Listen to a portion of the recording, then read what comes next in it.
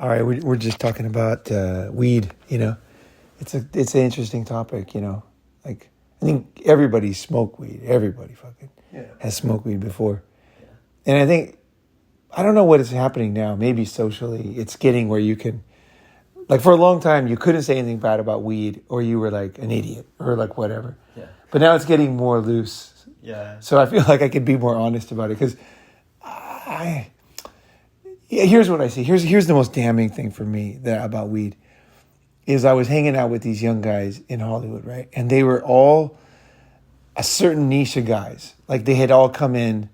They were basically like they were interns for the pickup company, right? Mm-hmm. And I knew these guys before years ago, right? Before weed became super big, right? Mm-hmm. Before it was like mainstream, right? Daily thing, right? And those guys were the guys who wanted to go improve themselves radically, right? Basically, whether it does do it or not, it's just, not that pickup does it. It's like they had that desire. Mm-hmm. They had the balls to go do things that other guys were afraid of. And whatever, for whatever good that means. You know what I mean? Mm-hmm. They were the aggressive type. They were the ones, I want to do it. Fuck it. I want more, right? They were those kind of guys. And they always succeeded. Those guys. They always started companies. They did other things. They got out of pickup. They just did other things. Like, it wasn't even about pickup. It was just they had a lot of testosterone. They had a lot of ambition. They were willing to try new shit. I'm talking about pickup, like, interns back in 2000. I'd like to say around there. They were just kind of guys. They were like, fuck it. I'm gonna take my 5 credit cards, get cash, go buy a building, an auction, and I'm gonna fix it up myself, and then it would live in a boat in a canal. They were like just radical. They didn't give a shit. And they became very rich too. Like a lot of them. Some of them failed, but they were like the type that was take risks, aggressive, laugh a lot, hang out with your friends, don't care about society. But they had that, what do you call it? They had that spark, They just had this spark. And then I went back and I was hanging out with the guys in, say, how many years ago was that? Let's see, 3 or 4 years ago. And it was the same kind of guys, like they were there. The same kind of guys that were attracted, right? And some were from Turkey, they're from, all kinds of countries. But it was the same kind of young guys. They're usually good looking. They're just fucking going for it. They want to do fun things. They came to Hollywood. They were like, kind of like your journey last night. Like they were willing to go and just take total risk. Yeah. Like they would leave like a place like Turkey and like conservative parents. And they're like, I'm going to go do pickup in Hollywood, Yeah. And like, what are you going to do for money? Like, they're not going to pay me. Oh, I'm going to intern, And they would come, and then they would come here, and they would get involved in stuff, get invited to parties.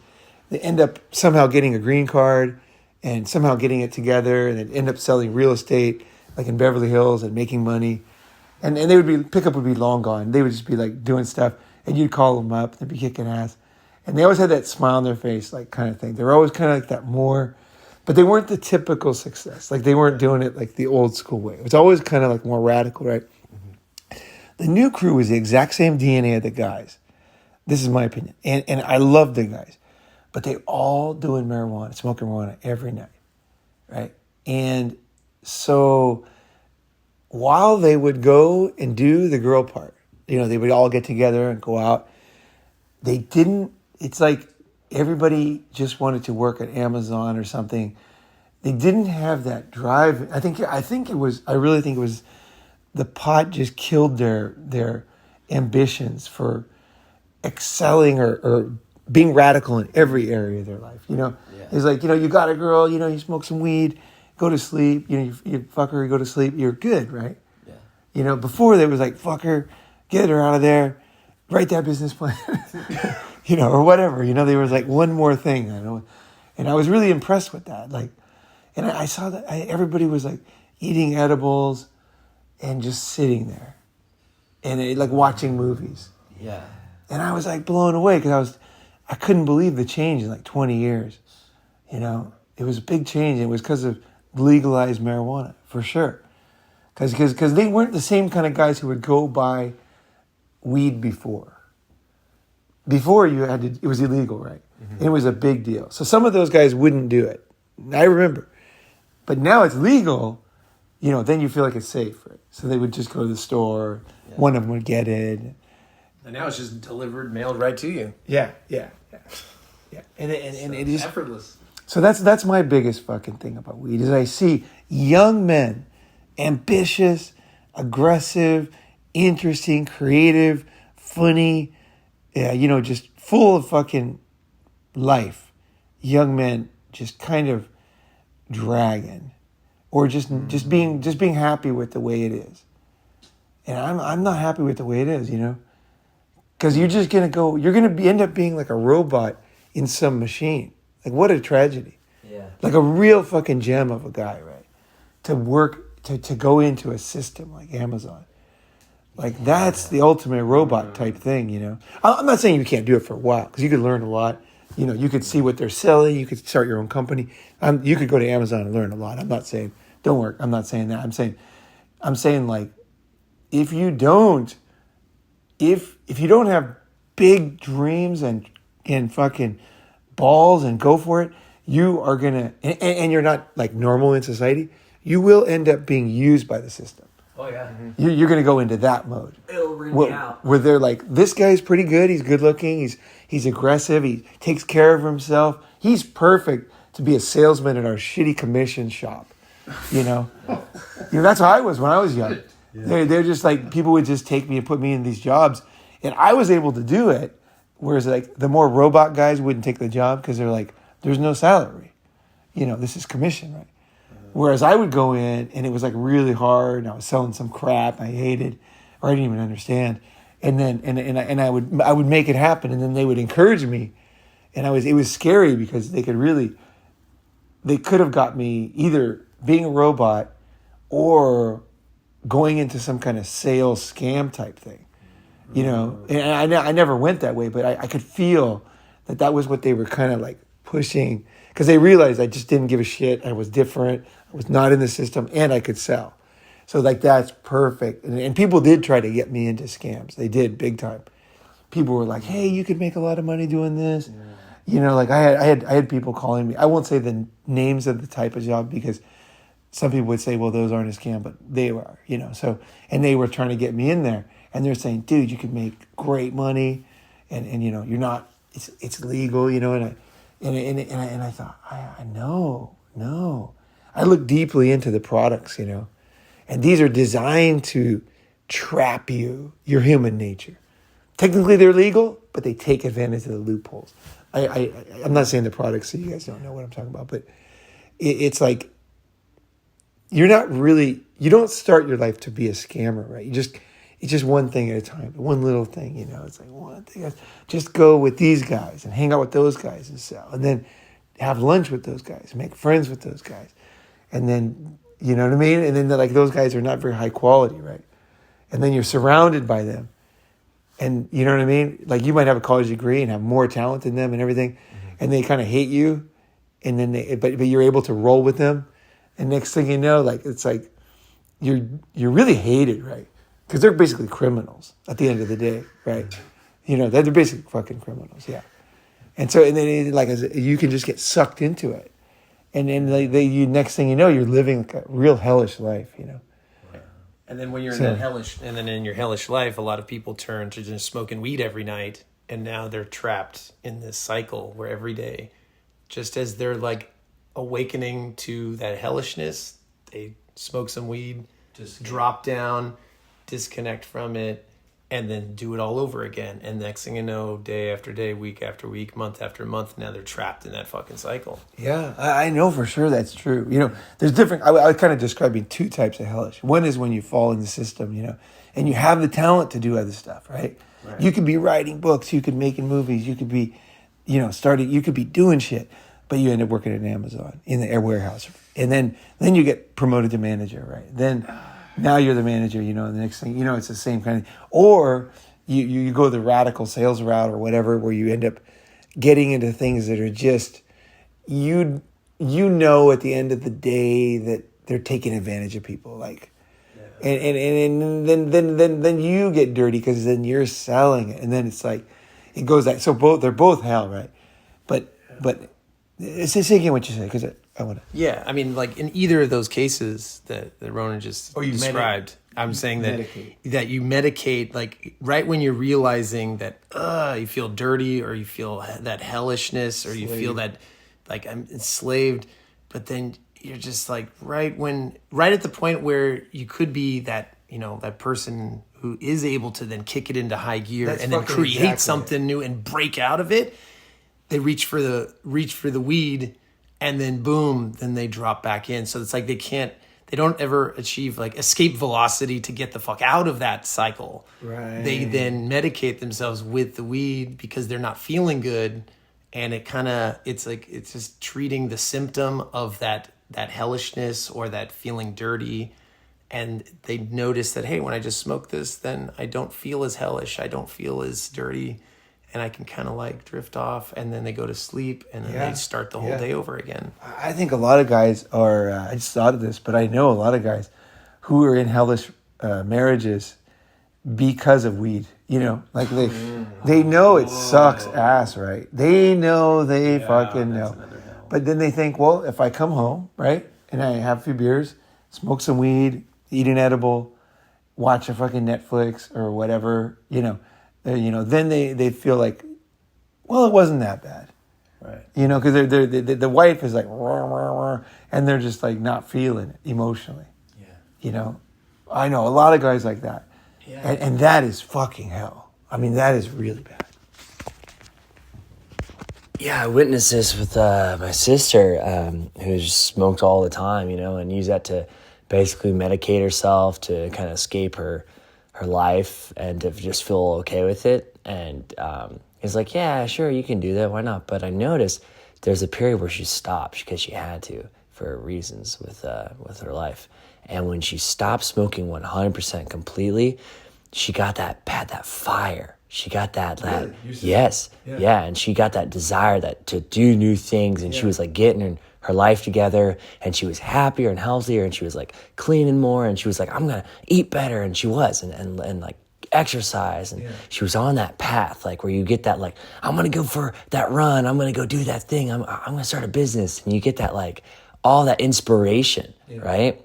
And then when she lost her son.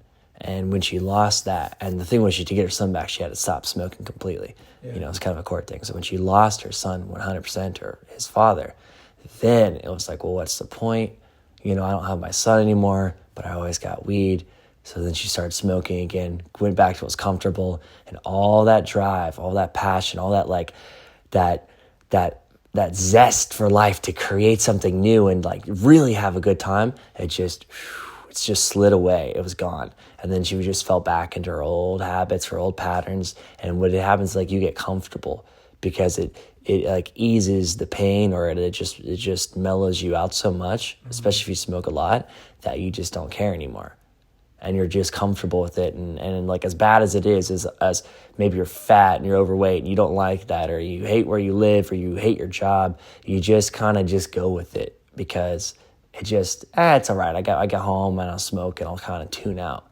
So when you don't have that escapism, when you don't have that thing to take away that discomfort, you really are like, man, I don't like this. I'm gonna do something different. I want something more. I want something better. And that smoking like that, and just keep medicating yourself like that, like it almost just like turns the dial down so low, like simmer, and you just stop caring. Yeah, and that's a fucking trap right there. I just thought of something. Like in defense of weed here, in a way, there's two ways I can think about that it could be good, or medicating, or something. Like if you really, let's say you're with a really abusive person, right, and you're kind of stuck with them, and then you smoke weed, and that allows you essentially to not kill yourself, right? Yeah. Because it's so hellish. You're just like, it's so painful. Whatever the situation is, it's so painful that medicating yourself allows you to keep your life going, right? And then that leads to change. I've seen this before. I've seen where, in a very, very painful situation, the guy doesn't know what to do, doesn't have an option, and then he smokes weed or whatever, gets drunk at night or whatever, and then at some point, like the thing blows up, and then he doesn't need it anymore. Like he only needed it when he was in hell. Yeah. So, and like maybe that even helped him just to not, really get despondent, right? And then the other thing too is like you look at Elon Musk, right? He's the richest guy in the world right now, and he smokes weed. So I think I've always thought this. I don't know why nobody ever says this, but I think there's a big difference between somebody who smokes weed at night when everything's done and someone who smokes weed in the morning. I think there's a huge fucking difference. That's why I don't like antidepressants, is because you take them in the morning. So you're medicated through the fucking day, right? So you're never normal. You're never facing life on life's terms. You're never feeling the barbs. You're never, like all that, the stuff that you need, that edge, right? Yeah. And like, so, but I've seen guys, and definitely there are definitely successful guys in Silicon Valley, for example, that smoke weed. But I found that they don't generally, I don't see them smoking weed in the morning at all. Or even during the day. Yeah, none in the day, yeah. They like do their thing, they kick ass, they do everything they're going to do, and then it's just like turn off the phone, and then they're just in their mode of having fun and just enjoying and laughing with their friends and just being ridiculous and everything, and then just, the day is done, right? Yeah. They're not going out and getting into trouble, you know what I mean? Like it is like if you smoke weed at home before you go to sleep, at night, there's really not that much. There's no real risk, So I think it depends on how you use it too. It's a big difference. You wake up and eat a fucking edible, dude. That is a lot of the guys when I was helping the guys do concrete in Santa Cruz, right? When I was working like that, a lot of the laborers were doing weed all day. Wow. Smoking weed in the morning.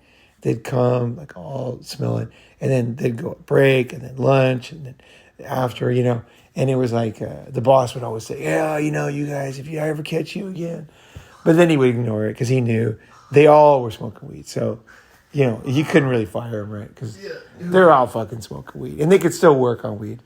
The first 20 minutes they were kind of a little bit slow, but then they would get back into it, and they'd work just fine, and it helped them. I guess you could say it helped them live a terrible life, But those guys could be contractors, right? These Mexican dudes, they're smart. They knew a lot of stuff. They knew how to finish concrete. They had a lot of skills, but they never got up beyond labor. So they'd be like in their 40s, still doing labor, right? Or 50s. They've never moved up to boss, right? They never had their own company, which is super easy when you're doing concrete. It's super easy to have your own company. Wow. Yeah, or landscaping or concrete. Because there's nothing complex about it. You just hang a shingle, go do some sales, you're a fucking kind of business, right? You have the tools, you're fucking done. Now you start getting better contracts, you get somebody to help you, and it's just done. You're already a business owner. That's what I like about those kind of things, is you can own a business pretty easily. And that's fucking cool. Yeah. But the guys that smoke weed all day, I didn't see that. Not at all, right? Yeah. But then you see Elon Musk, right? And he's like proud of smoking weed, Well, there's a couple things too. Yeah. So maybe it's also about like what headspace you're in, or like what your lifestyle's like.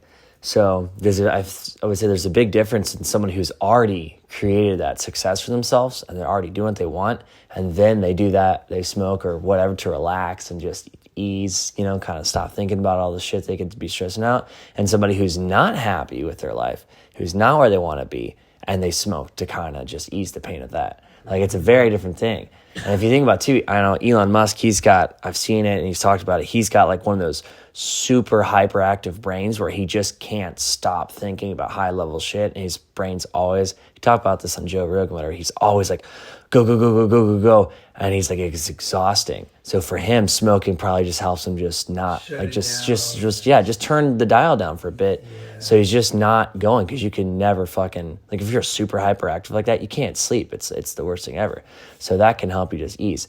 But if you're not on that high level of operation, and you're like just kind of going through life. You don't know what you want. You're not really happy, but it's, it's kind of working, and you're smoking to just kind of keep going with the flow. That's where I think it gets easy to get trapped in that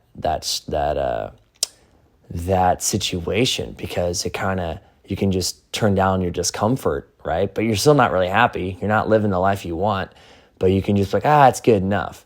So I think that's a big difference. Are you doing what you want to do, and you're operating at a high level, whatever that is for yourself, and then you're smoking to just kind of relax and chill and have fun? Or are you smoking because you're not happy, you're not content, and you don't like that, but you're not changing it? So you see what I'm saying? It's like coming from two different angles. You know what was interesting? When I was in in New York last year, right? And I was making the videos in New York, right? In that period, weed was still illegal in New York at the time. I don't know if it is now, but it was illegal, and it was legal in New Jersey, which is the next place, right next door. So it was kind of a weird mix. Like, apparently my friend, he knew that some policemen, and they said, like, the boss told him, like, make it the lowest priority, like, of all crimes. Like, if you see someone smoke, it's the last thing you're not, so basically ignore it. That's what they were because they were going to legalize it soon, right? Yeah. So anyway, that was kind of the scene. So I would start walking around town, and it was really interesting because every time, swear to God, I saw a homeless guy, I smelled weed. It was like absolutely every time. It was amazing, actually, because there's a lot of people who live in the park there. I forgot the name of the park in Brooklyn. I used to walk around, but like there was a bunch of guys who like lived in the park, and they pretended like they were partying there, like they had music and stuff, but they were there every day and every morning. They lived there, right? And but they would pretend when the girls walk by, like they're just having a party in the park, right? They're pretty clever these days, homeless guys. Like, you can't really tell if they're homeless. It's weird. Yeah, it's so strange, right? They might get nice clothes, I don't know, somehow, But anyway, I started to realize, like, every fucking homeless guy smoking weed. Every homeless guy. And it was like, I thought to myself, like, weed's supposed to be this cool thing, right? But these fucking guys are not cool. And then you would see cool guys doing stuff, and you wouldn't smell weed. You know what I mean? Just like really black and white basic shit. You can smell it, right? And so I thought, man, that's bad, because you could be happy being homeless, right? You're just getting a little money from the government. You got a free place to stay in the park. Yeah. You smoke weed. You got enough. You got your food. You can fuck some homeless chick. That's the other thing. Homeless people have sex. So they do, because there's a lot of homeless chicks, I think homeless guys have more sex than non-homeless guys. That's watching them. That's my opinion. I see a lot more homeless couples than I see people with houses with couples. Yeah. That are close together. You see those homeless couples in cars and shit, and there's often a chick, Yeah. It's really strange, but the girl maybe what it is, and nothing to do with weed, but it's interesting. In the old days, women needed men, but you know what I mean? Because men earned the money, and they would do the other stuff, right? But now they don't, so they don't couple. But homeless chicks, they need men to protect them. So you see them partnering up. Yeah. So that's very interesting, actually. But interesting. Yeah. Wow. Yeah, go look around. You'll see. Go see the car van. Go see the the homeless in cars. Kind of thing. Yeah, it's like I saw it there. I was like, wow, that's weird. They're happier as a couple than most couples, right? Just because the girl needs them, like old school, right? Like when the guy did the farming, and the girl did the house, right? Yeah. Yeah. But rely on each other more. It's more pure in a way. Oh yeah, it's partnership and relying. When we're out here, it's just you and me, baby. Yeah. Right. Yeah. Right. Like return to hunter-gatherer days kind of thing when you're homeless like that. It's like, he's hunting, she's gathering, they're like doing their thing. Yeah. I'm not saying like that's any kind of goal or anything to look up to. I'm just being honest. Like, people don't like to be honest because it's complicated. You know what I mean? People like simplicity. They're scumbags, we're great, And like I see life like as it is. So, I saw that and I was like, fuck, that is pretty cool, actually. I'm sure there's downsides to it. There's one homeless guy on the channel. He comments, and he charges his phone, I think, in Starbucks or something, and then he listens to Ronin, man. He comments a lot, and so yeah, he could tell me like the real hell of those couples. There probably is. I'm sure they're like whoring out, and I'm sure there's a lot going on besides happy couple, But yeah, but I guess medicating or what else? Any kind of like other things. I know whenever I walk by a weed shop, we went by all that weed shop in Venice, right? Mm-hmm. On the beach, like on the corner. We turned the other night. I think it was after you were gone, and we turned on this corner. There was like this really trippy head shop, right? And I looked in there, and the guys working there, just fucking losers. I mean, absolute fucking losers. Yeah. I mean, like really, like nothing. You do not want to be those guys, right? I'm sure there's good guys working in the head shop somewhere. You know what I mean? But you still have to fucking look and see, like, honest with yourself. Like, go in a head shop, look at the guy. Do you want to be that guy? Is that the guy you want to be? Because you can theoretically talk about shit all you want, but you just say real life people that are doing stuff, But then again, I have a friend, and he does Big Mike. He does fertilizer for marijuana, and he's like probably a billionaire now. He's so rich, and Big Mike's fucking totally cool. Yeah, he's totally cool. I stayed at his house a lot, and we were thinking to call him because we're actually really close to his house. He just bought a new place in Santa Monica. Yeah, we could try to go over there,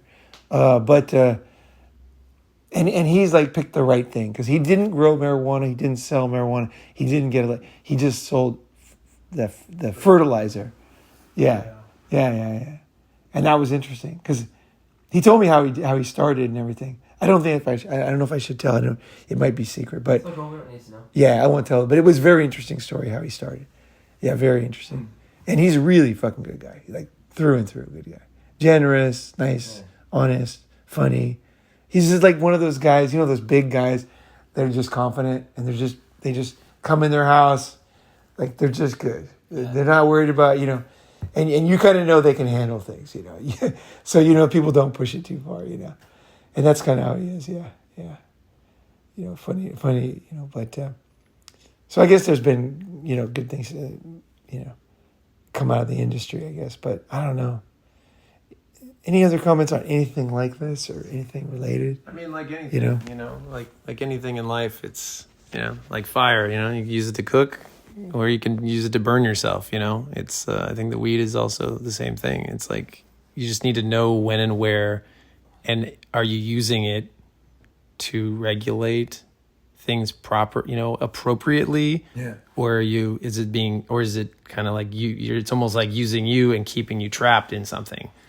And it's like, and maybe that's one of the things it's another reason it's important to have close friends that can kind of like give you feedback to let you know that like, hey dude, I think you're overly using it to escape your pain or your hell kind of thing. And other times, like you said, that sometimes you're just, the guy's using it because he is in a trapped situation, but it's not just trapped in his own head, but actually like trapped in some kind of a legal trap marriage of some sort where he literally can't escape right now, and he's using it to buy time just so that he just buy enough time until something changes in the system, and so that he doesn't kill himself while waiting to get the fuck out. Exactly. Yeah. I just thought of something. I think that thinking is, I guess the basis of that thinking is that you're in control.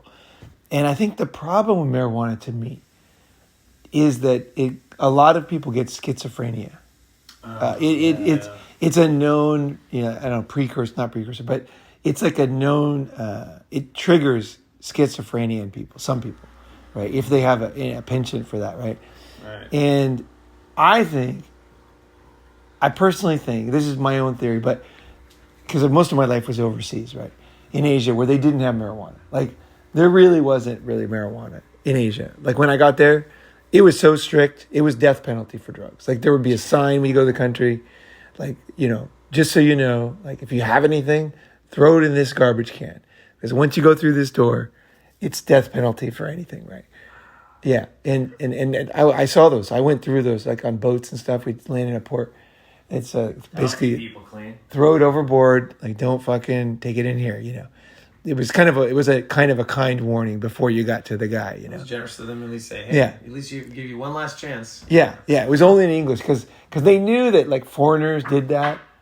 Like they wouldn't have it in the local language because if a local guy was doing it, he was basically on the criminal side, right? Yeah. But they kind of recognized that middle class foreigners that were traveling were doing this thing that only criminals would do in their country. So they were kind of like realizing they can't punish them as much, or they should at least give them a chance, right? So, but anyway, the thing I noticed living overseas is that you don't see the crazy people that like down in Venice that are burning the shopping cart and stuff, just dancing around like they're in some movie where they're rebels. The Joker, they're like literally, they're like that level all the time, right? Mm-hmm. And you don't see that in Asia. Yeah. You just don't see it. Like you go to Tokyo, you don't see crazy people screaming at you all the time. You just fucking don't see it. And, I'm not saying like nowhere, maybe I don't know South America. I've never been there, but like in Asia, you don't have the amount of crazy people you have here, period. And people can talk all the shit they want, but go to Asia, go to a big city, go to a huge city like Shinjuku in Tokyo, like kind of like the downtown, the hard area, walk around, look at the people. Where are they? And then walk around. I went to, San Diego, and this guy looks at me, whips out his dick in the middle of the street, starts peeing in the middle of the downtown, right? And then nobody did anything because there was just so many guys like him, like the cops just drove by, because it's just so hopeless. There's so many guys like that. And then the system just can't afford it, right? And then you go to Asia, and it's like they just aren't there. And I think it's marijuana. I personally think I don't think it's like, I know everybody like meth and everything, and I know it's connected because you obviously can do both, right? But I think it's a marijuana. My theory. Now I could be totally wrong, and I'm totally, and I'm sure there's like way, like a lot of examples, or what do you call it, exceptions, but. To me, you don't trigger, like once you trigger schizophrenia, it's over. Yeah. There's no more control. There's no more like I'm going to do it for this purpose or I'm going to do it for that purpose. It's just like, once you got that schizophrenia going on, you're fucked for life. You're now schizophrenic, right?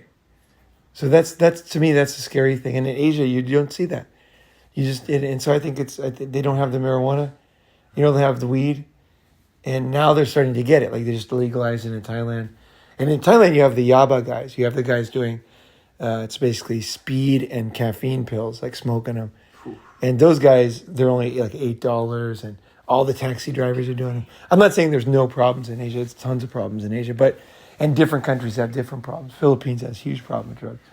But like in Hong Kong, China, Japan, I guess North Asia more, you just don't see it, Yeah, like in Southeast Asia, most of the crazy homeless people, you often don't see them walking around with regular people. They're mostly kept under a bridge somewhere. But here in America, I think we've gotten so far of taking care of society that by allowing ourselves to be content with just smoking weed or like doing any kind of drugs out publicly, and like we just don't give a shit anymore. Places that like still give a shit don't allow for that, for people to be content with living their life at a low level. And I think that weed allows people to either go up to a higher level, and then once they reach the plateau, it's just all downhill from there. the more they do it.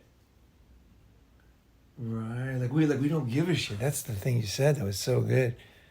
And we accept any kind of like craziness, and then we kind of laugh at it, you know. Ignore it, Yeah. Yeah. But if you go to other places where they don't accept it, you might say, "Oh, that's not right." But just go there and just feel the vibe. Just look at the ground, you know, the garbage, Yeah. the piss, like, and then go somewhere else and just look at the street, smell the street, look at the people, and which is a better place to live in, you know. Yeah. You don't have to like be on edge, you know. Yeah. I like that. I mean, if I lived here only, I would be like making excuses for this place for sure, because I'd be like, it's not that bad. You learn to live with it, and you do, and it's fine. You can live your life fine. But man, it's so cool to be in a place where people give a shit. You know what I mean? Like where people still care, and they're like, no, that's wrong. That needs to be stopped. You know? Yeah. Yeah. You gotta do that to stop it from getting like this. Like that's with your personal life too. Like you gotta give a shit.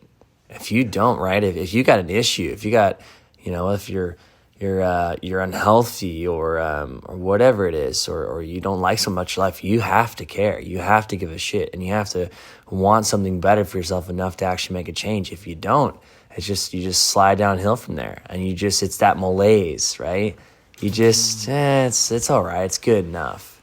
Eventually, you just stop caring, and then you slip into that just weird purgatory, or that weird middle ground where you're not really happy, but it's not bad enough to get off. There's a story about that, right? There's this guy who goes to the shop, whatever, and the shop owner's dog is laying there, and he's like, oh. He's like, what's wrong with your dog? He's just kind of wailing. He's like, he's sitting on a nail. And the guy's like, well, why doesn't he get off it? He's like, I don't know. I guess it doesn't hurt bad enough or something like that, you know? And as the dog's just sitting there on the nail, it's kind of poke him in the butt, but he's just not getting up because it hurts, but it's not bad enough. You get what I'm saying? It's like that. He's just, you're not content. You're not really happy. Maybe your life's kind of not that great, but you just don't care. Like, it's just, you don't have that reason, that desire to get up and do something about it. And that's, I think, the danger, especially with weed or whatever it is, to just slip in that malaise where you just get comfortable. You're talking about, I think what you're talking about is maybe one aspect of learned helplessness. Mm-hmm. They did a terrible experiment. I mean, I don't know where they did this experiment, but they put dogs in cages and they shocked the cage, right? And it was a bad shock. Like, it really hurt the dog. And then they shocked again, and the dogs would jump in the air, and they were trying to get up on the side. And then when they would put a new dog in a cage, and then the door was open, and they would shock it, the dog would fucking run out the door. But then the dog that was in the cage that was being shocked for a long time, they would open the door, and he would just sit there and moan on the ground. He was physically capable of just getting out. But he just gave up. Like, the door's open right in front of him. And this is not theory. This is true. You can read about it. That the dogs it's learned helplessness. I don't know what is going on in the dog's mind, but they don't get up and save themselves, you know. It's like they experienced that pain. Yeah. It's like they experienced that pain and not being able to do anything about it. Yeah. So eventually they just feel like they just can't do anything about it. This is what I deserve. Or just this is the way life is. Yeah. Yeah. And then the new dog that gets in there, that sees the exit, that sees the way out, that gets that painful first time, is like, oh, fuck it, I'm out. But even though the new dog does that, the other one's just like, I can't do that. This is just how it is. Right. That's wild. Like the elephant, they tie baby elephants to a rope and stake. Yeah. You know this one, right? That was in one of my recent videos. Yeah. Exactly. Yeah. Same thing. Yeah, I like the dog one because it's so sad. And it was like they did a lot of tests, and like it's so true. The elephant, I don't know how many tests were actually done on that. You know what I mean? Like, but the dog one they did, you know, and I'm like, oh man, that's so sad. Because it was obviously so painful. Like, insane, right? I think maybe partly what we're talking about is giving a shit. Yeah. Not about smoking weed. Although I will say, like, if it triggers like a permanent situation like schizophrenia, that you can't give a shit when your brain is not normal. Like you're just, once you have a brain problem, the brain problems are the worst. Like I got a friend who's got a brain problem. He got hit by a car and he had like a helmet on, but it was a bicycle helmet. And then he hit the road just under the helmet and he's never the same. Like, and it's so sad because he's still there and he calls me up and he just says inappropriate things and just kind of like, and I love the guy. He's a good friend. I'm not going to diss him as a friend, but every time I got it, it's like sandpaper because like I'm not going to, because everybody kind of gave up on him. I'll still answer his texts. I'll still talk to him and also see him when he's around. But he talks too loud. He doesn't get it anymore. He just doesn't get it, you know. And he was smoking tons of weed. He was out on his bicycle, not paying attention. He got hit by a car. So the weed, he was smoking a lot of weed, and he was eating edibles. Like he would smoke tons of weed before he went to work, you know. And then this was a day when he wasn't working, but he smoked tons of weed. He would ride his bike in the hills above San Diego, just, you know. And then he was on a windy road, and then a car came hit him, and then he tried to sue the guy, but basically they proved that it wasn't the driver's fault; it was his fault. So he was trying to get like a multi-million-dollar payment out of it, and I wasn't sure who was right, but they had all the skid marks and evidence, and usually they side with the guy who got injured in those cases, but they didn't side with him. And I was like, wow, he's definitely full of shit. Like because his brain is not normal, right? And it kind of was a 2-step process, right? Yeah. Yeah. Now he works at, I mean, he was like making tons of money as a salesman, kicking ass. Like I've known him, he used to run fucking marathons. He was just a kick-ass guy. Now, I don't want to say where he works, but it's like a pretty low-level retail job, right? Wait, I'm curious in that example, why do you think that he even got into smoking weed during the daytime every day? If he was like this kick-ass guy, what caused him to like get trapped in that? I don't want to say, but I know what it is, but it's like too controversial to talk about. So basically there was something he was struggling with that was too difficult for him, I think. So once again, he's using it as a coping mechanism just to... I believe it's really clear. It's like the marijuana... It's kind of like this, the marijuana or whatever you're using, the substance numbs you. Yeah. It dulls you, it numbs you to the pain, right? And then, which is the opposite of giving a shit. When you really give a shit, you're feeling it. You're like, I gotta do something. But when it's just too much and it's just overloading your senses, and I watched this happen with sister I was telling you about, and they just can't fucking deal with it because it's like a pain or a situation that's just seems too big, right? They just numb themselves to it, and then it's always there, but they're just not feeling it, right? But then it's just an endless, you're just drifting at that point. When you come that numb, you're right, like here, we're just numb to it. We see people in pain, we see people doing things they shouldn't be doing, and we just don't care. We're just like, it's just how it is. Versus someone's like, fuck this, man, like this isn't right. Like we gotta do something about this. There's a better way. And so that's someone who's not numb to it. They're fully present. They're feeling it. They see what it is. Maybe they don't have the power to change it, but they can fully accept this is the truth. This is reality. It's like that. Or like, for example, like twice in my life, I took in homeless guys in my house and tried to help them, yeah. And the one guy lived in my house for about maybe 3 months and the other guy 6 months. And they both ended up, they were different kinds of guys. I talked about them in the grifter scammers episode made in San Francisco after one of the summits. And like one guy was like that, and the other guy was just he was just a distasteful kind of guy, like, and dishonest. And you know, it was like there was reasons why that guy was homeless, because this was in Asia, so they were homeless, but they were homeless for a reason. Like, if you're a pretty good guy or a decent guy, someone's going to help you. One of your friends is going to help you. Yeah. Like I'm just talking when there's not serious drugs involved, when just like down on your luck, lost your job, medical problem. Somehow, usually you're going to make it, right? So it's not just that. It's also sometimes that not just that you don't want to help them, it's that some people just can't be helped. Like I tried to help them. I really did. I'm not talk, man. I took these guys in. I got them clothes, food, job, fucking everything. Yeah. And I'm happy I did, because everybody just thinks about things. I go do them, right? So I brought this homeless guy. They were just like, everything they did was just pain in the ass. Like the guy needed to get an interview with one guy, the scammer, and I had like a gold Rolex this girl gave me, right? So I put it on him for the interview, and I gave him a gold, and she gave me a gold pen. It was a Mont Blanc. I think it was Mont Blanc. No, it wasn't. It was some brand, Cartier or something. It was like a gold pen, so he could sign his contract to get the job. And I gave him clothes and everything, and he went and he got the job as an editor, or like a newspaper, And then he didn't want to give the watch back. He wouldn't give it back. Mm-hmm. Like he was just had it on his arm, and I couldn't get it off his arm. So I finally told this guy, and I didn't know how to get it off his arm without, being. I didn't care about the watch that much. That's why I gave it to him. I just don't give a shit about things that much. So I gave him this watch. It was worth a fortune, right?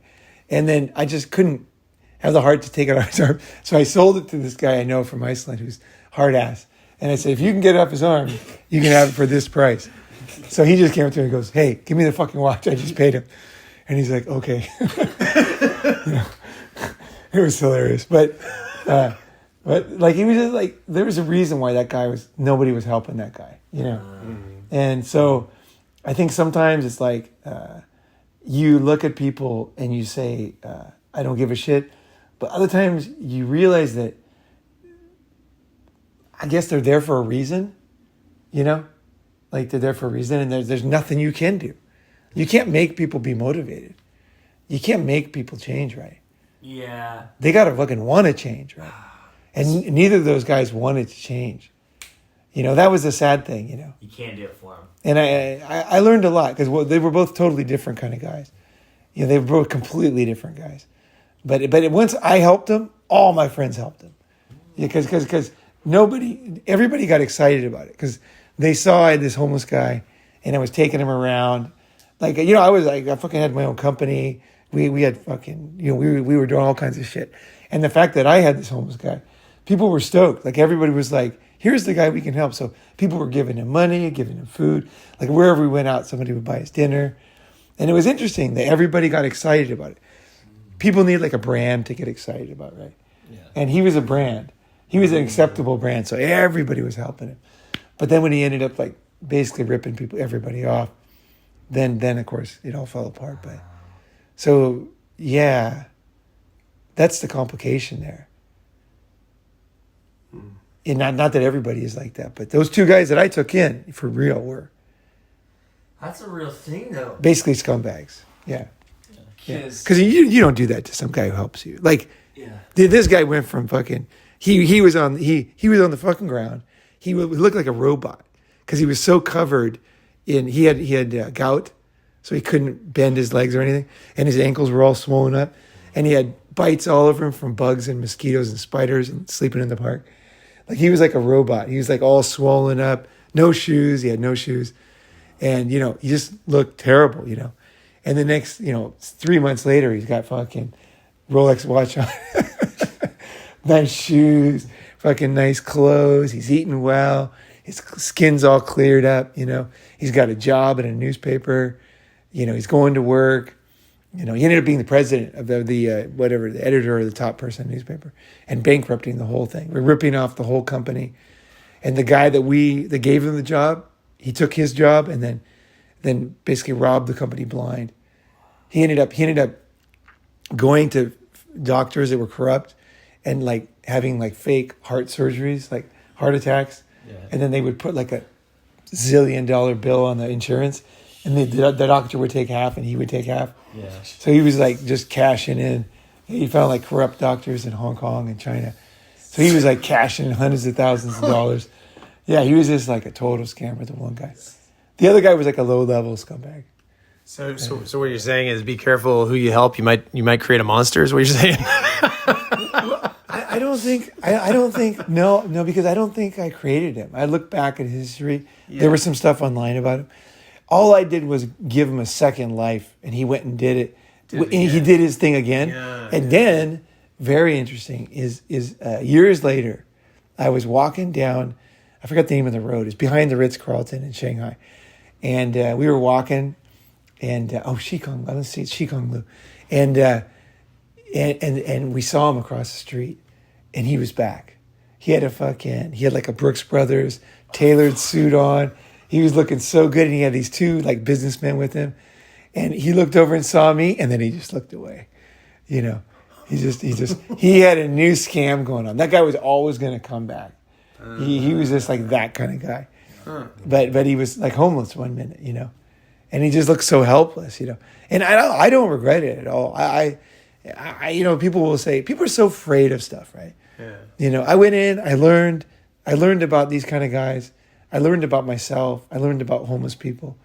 I mean, I didn't learn everything, but I did learn something, I learned a lot of things, about it. And also, he wasn't homeless very long.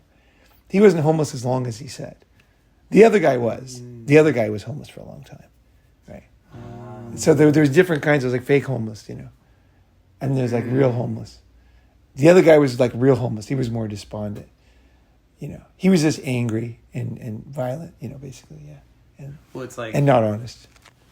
Yeah, it's like I think the two types of homeless where one, they're very much stuck in a mental, emotional state of homelessness. And then there's other guys who just like a bunch of shit just blew up and now they're in a temporary state of homelessness. But that they're looking for an opportunity. Like as soon as certain opportunities show up, they'll latch right onto it to get themselves out. Whereas others, it's like homelessness it's like their identity. And then they just stay in that. And then if they're also smoking weed, it just like really cements them in that. Yeah, I was just thinking of something funny. There was this guy that Richard, this guy I got sober with, right? And Richard was a super cool guy from Colombia. Fucking coolest guy. Really fucking great guy. Like really top-notch awesome guy. Yeah, he could do anything. And he was funny. He was always fun to be with. And smart. And he's a good worker. Everything. And Richard didn't stay sober, right? So I didn't see him for years. And then I was at this restaurant. I came back to California. I went to a meeting and I was at a restaurant. We were eating at this place that you kind of eat after the meetings, And there was this total scumbag in the next table, right? Oh, no, that was another guy. Anyway, I met him again. He was very despondent, very bad tip. And so I said, hey, man. I said, I'm like, Richard, no way. I didn't even recognize him, And I was like, dude, like, I was like, come to my house. I'll fucking get some food or something, And he's like, he just thinks about it. He goes, dude, I can't go to your house. And I said, why not? He goes, because I'll rip you off. And I go, dude, you can rip me off. It's fine. You can rip me off. And then he just started crying. He's like, no, I can't. And he just wandered off. That's cool too, because that's somebody who like knew, like he realized about himself that he was that kind of guy and he wasn't able to change it. Yeah. But he cared about you enough. Like he didn't want to do that to you, but he knew he was going to do it, like in the movies or whatever, the person's like turns into a werewolf. They're like, get away from me. I'll hurt you. Tie me up. Like they can't control it. They can't stop themselves, but they're aware enough. They're self-aware enough that they're like, I'm going to hurt you and I don't want to. So please just don't let me hurt you. That's actually really cool. It's like, that's somebody who's on that right path to just making that choice to say, like, I'm going to do it and I don't want to do that to you. So just don't let me, like, that's cool. To me, that's really cool. That's someone that's even better than somebody who's like, oh, I'm a great guy, and then they do something shitty anyways, Yeah. Like that dude was aware enough that he was that kind of person, but he didn't want to do it to you. That's pretty cool. Yeah, he still had some of his basic DNA was there, Yeah. The way he was, right? Yeah. All right, was anything else? It's a pretty interesting discussion. It's not really one topic. It's like kind of going back and forth and all the aspects of things, Yeah. I just want to do one more addition or one final note on that. Oftentimes we feel like, it's the people around us, it's the world, society that is unfair, and you get a bad break and it's so easy to be like, oh, it's this or that. But sometimes it's just you, like we were saying with the guy who was just a scumbag, like who just was ripping people off. Like, sometimes we're just the problem, or it's something we're doing, You know, if you know what I'm saying? Because like when you have a bad break, especially if you get into whole self-medication or, you know, life is unfair, it's very easy to get in that kind of, not just the victim mindset, but to blame it or see it as it's something else happening to us. It's the other. Sometimes it's us. And to just consider that or recognize that could be the first step to getting yourself out of that situation that you don't want to be in. Like I realized the shit, when I was in my lowest points, I realized it was me. I did it to myself. What were you doing? Like, tell us about that lowest point. Oh man. Well, like when I had a really fucking sweet gig, like a really good gig that allowed me to make great money and travel around. And I just had it just right. And I left that for something that I thought would be better. And then I ended up losing that job because I really, if I'm being honest with myself, I wasn't fully applying myself and or capable to handle all the responsibilities. I thought I could, but I couldn't. And it was like all the choices I made led me to the place where, and then I took on, you know, more financial responsibilities like schools and stuff like that. And like I bought things, like I had more bills coming in than I was making money. You see what I'm saying? It was all my choices. And I got to a point where I was like totally, after the La Jolla Summit, I was like totally fucked. Like I was like no money. And it was really rough. And I got really dark for like 2 months. And I realized Eating cans of tuna and stuff like that, or yeah, and like considering, you know, just ending it. Like I started considering, like, like, you know, how can I do it? And like, you're really fucking. Oh yeah. And I don't want to get too much, or I can get more into it. But like, one thing that stopped me was like, well, I can't, you know, I didn't want my friend to find me, my best friend that I was living with. Like, you get what I'm saying? Like, I couldn't do that to him. So then you start thinking, well, maybe I just fall in the water and just see what happens, you know, so like that. Like you're just totally like hopeless. You were despondent. Oh, totally. Just like I couldn't see a way out. Yeah. And the one thing that kept me going was, I remember I had this thought, and it's like, what if you just wait like 30 days? Just give it a little bit longer and just see if something turns around. And it did. And I got my break. And then I took it. I ran and I busted ass when I got the new job. FedEx, I busted ass and I fucking kicked ass, and within like a couple weeks or a month or whatever, they're like, oh my God, you're like the best. We want to promote you. But I got the opportunity and I fucking ran with it. But then I looked back and I was like, oh my, it's like, it was me. You know, at first I thought it's so unfair that this guy was my boss. He didn't like me. But after I looked at it, I was like, nah, man, it was me. It was all my choices. Everything I did it to myself. I was the problem. I wasn't mature enough. I wasn't capable enough. And I wasn't honest with myself that I wasn't that guy. I wasn't the person who could handle all these responsibilities. That what I was doing before was just right. It was a good balance of like, I was doing my job. I was doing my thing. I had freedom.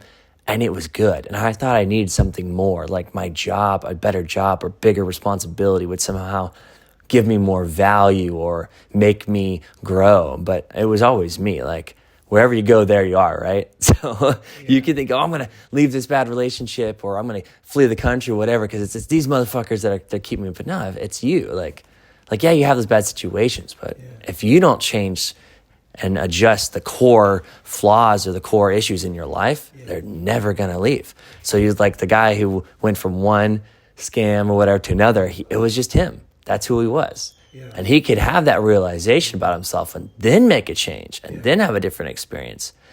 But until he did, he was just going to keep playing out repeating the same patterns. And that's what saved me. It was like, same thing with like bad relationships. I was like, I'm doing it. I'm picking these people. I'm recreating the same fucking shit that I saw growing up in my parents' relationship, and I don't want this, but I'm just falling into the same pattern, same cycle. And for me to stop that, I had to realize it was me doing it. I had that choice, and I had to completely try something new. I had to literally, okay, if I'm doing it, this is what I'm doing. Let's now, from that point, that's where you get your power back, to realize it's you. You're doing it to yourself, or you're putting yourself in those situations. I just want to quickly. I was just thinking back when I was. I don't know why it triggered it when you were saying that. Like when I was helping those guys do concrete. You know, like obviously I'm capable of doing many things, but I didn't know concrete. Yeah. So I really wasn't capable of doing very many things because it's a complicated thing. Like concrete, there's many types of it. There's so many different, there's many different technologies for walls and floors and stamp, and there's a million variables, like a million. But the problem with concrete is when it comes, when that truck comes, it's like a timer. You got to go. Yep. Like that's it. There is no fucking mercy. They got to get the concrete out of there, and it's got to go in the place. You got to get it in the right place. It goes in. If it goes in wrong, it seems kind of fine when you're doing it, but later, like a whole like $400,000 job can just be wasted. Where they have to tear it all out. Spend a bunch of money and then do the whole fucking thing again, just because of one mistake, because you didn't put some certain kind of stakes, so the wall was not straight. It like just a simple thing. You just didn't put a piece of rebar in here. You didn't do it wasn't supported properly, so the weight, and now the walls are not straight. And once they've dried, it's like there's really not much you can do. It's so much work to take them down too. It's insane amount of work, right? And what I saw with that job is that I would feel like, hey, I can do this, but the guys would be like, no, you're not ready, And I maybe had done part of it, but not in that exact situation or under stress or something. And like, it was just like one example, we had this big hose, right? And it was just from the truck, right? And it came like way to the backyard, so it was like really long. So we had to we had to keep it from kinking. If it kinks, you basically can die, because then the whole hose, just the power, it'll just throw you, like 100 feet or whatever. It'll throw you into brick wall, kill you, whatever. It's like extremely dangerous if the thing gets kinked. And so, you think you got it, you know what I mean? But it's absolutely merciless. This, if you don't have it, it's total disaster, right? And so it's like, you can be so close, but if you're not perfect every fucking time, someone's going to get injured bad, right? And the whole job's going to be fucked, right? And it's going to cost a ton of money, right? And so you feel like you've done it because you were there as part of another crew, but you didn't realize that you weren't really the guy deciding which way to turn the hose, and then also the hose went into this wall, like basically like, think of empty styrofoam things, and you're putting concrete in there. It has to go from the top of the wall down all the way filling in. If it's too thick or it's coming too fast, there's going to be air pockets in there. And the wall won't be strong. Wow. And so the whole thing was for naught. If you don't if you just pick the wrong viscosity or you're just going too fast where it doesn't have time to kind of go into everything, all the little nooks and crannies. And so it was like constant, like for me, it was kind of ego deflation all the time, because I realized that I didn't know, even though I had done it, you're kind of sitting there, you start to zone out. You're there for 8 hours working your ass off in the sun. You just start to zone out. And then you forgot something. And then the whole fucking thing is ruined. So it's like really fucking weird job. And it's like you said, you realize now that you weren't the man. You were in a job that you were comfortable in, and you were good. And then you tried to go to this other job, and you weren't ready for it. It's like I see so many people like fake it till you make it and all this stuff. And it's like, I just don't, I'm not into that myself. I like bust your ego down until you're ready. Just keep doing the fucking basics. Let people yell at you. Let people tell you you're not ready. And then see what they're talking about. Because they're not talking about the 99% that you got right. They're talking like the 1% can ruin it all. Mm-hmm. And that's the hard part. Because you're like, look at it. It looks great. Everything's ready. Mm-hmm. But then they is everything checked. And then you look, and then they look, and they're like, dude, right here. This was not. And you're like, fuck. Yeah, 400 feet of wall, right? And just one little section, and you just feel like he's being a nitpicker. Then you realize, fuck, this ruined everything, or it would cause a huge problem, right? Wow, yeah. A very expensive problem, right? So it is kind of hard. It's hard, especially with something simple like concrete. Mm-hmm. If it was like some kind of rocket science thing, I could take it easier. But when it's concrete, it's so simple, right? It's such a simple thing, right? And that's what pisses you off because you feel like this should be super easy. This should be no problem, But it's like you got to respect those guys. Those guys, they're there for a reason, That's when we stopped yesterday. We went to the Mexican supermarket. We walked by these guys doing concrete. And I hadn't seen the style they were doing. And it looked really sloppy to me compared to what we did.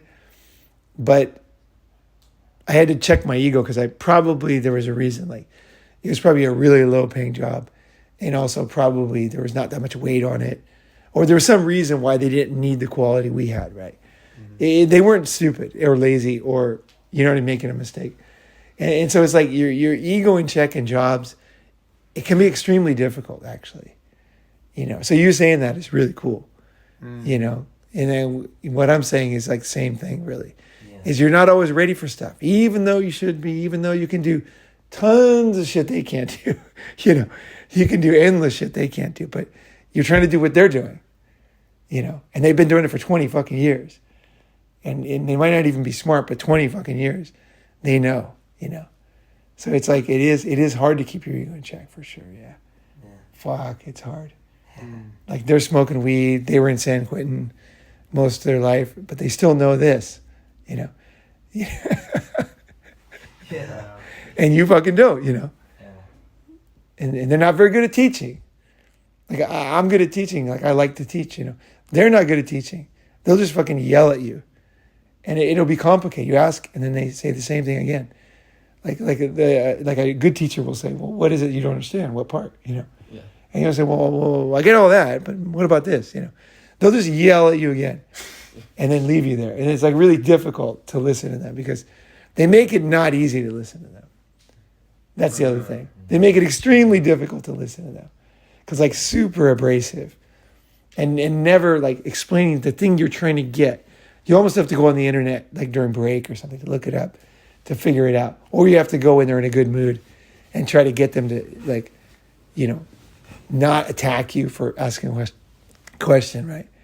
It is a lot of, like, people go into, like, that kind of job a lot of times because they can't get along with people.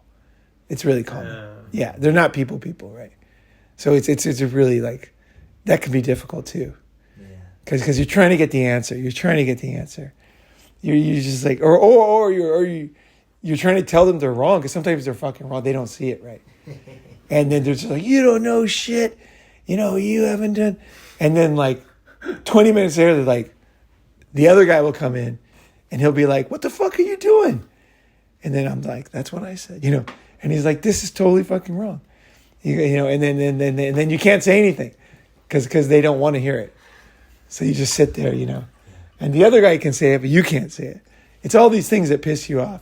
Yeah. And also ego is being hit, It is definitely it was a very interesting experience for me. I worked for we did the first job in September. Yeah, September until about a month ago, on and off, was doing stuff up in Santa Cruz like that. And it was very interesting for me. Because it wasn't just a one-day thing. Like, I was being yelled at. I was definitely being, on a regular basis. Like, there was not a lot of people skills. There was almost no people skills. Most of the guys, right? And that was hard for me to deal with. If they could have just said, "Oh, here's what's wrong. This is the mistake." Everybody makes this mistake in the beginning. Kind of thing. But it was almost like, you fucking idiot, fucking you shut up. And then you're just asking a question that's totally, you need to know. And then you just you go back and you're like, okay, that didn't work. I got to find the answer though, because if I don't get the answer, then I'm not going to do it right when I fuck the job up. And he's the only one who knows.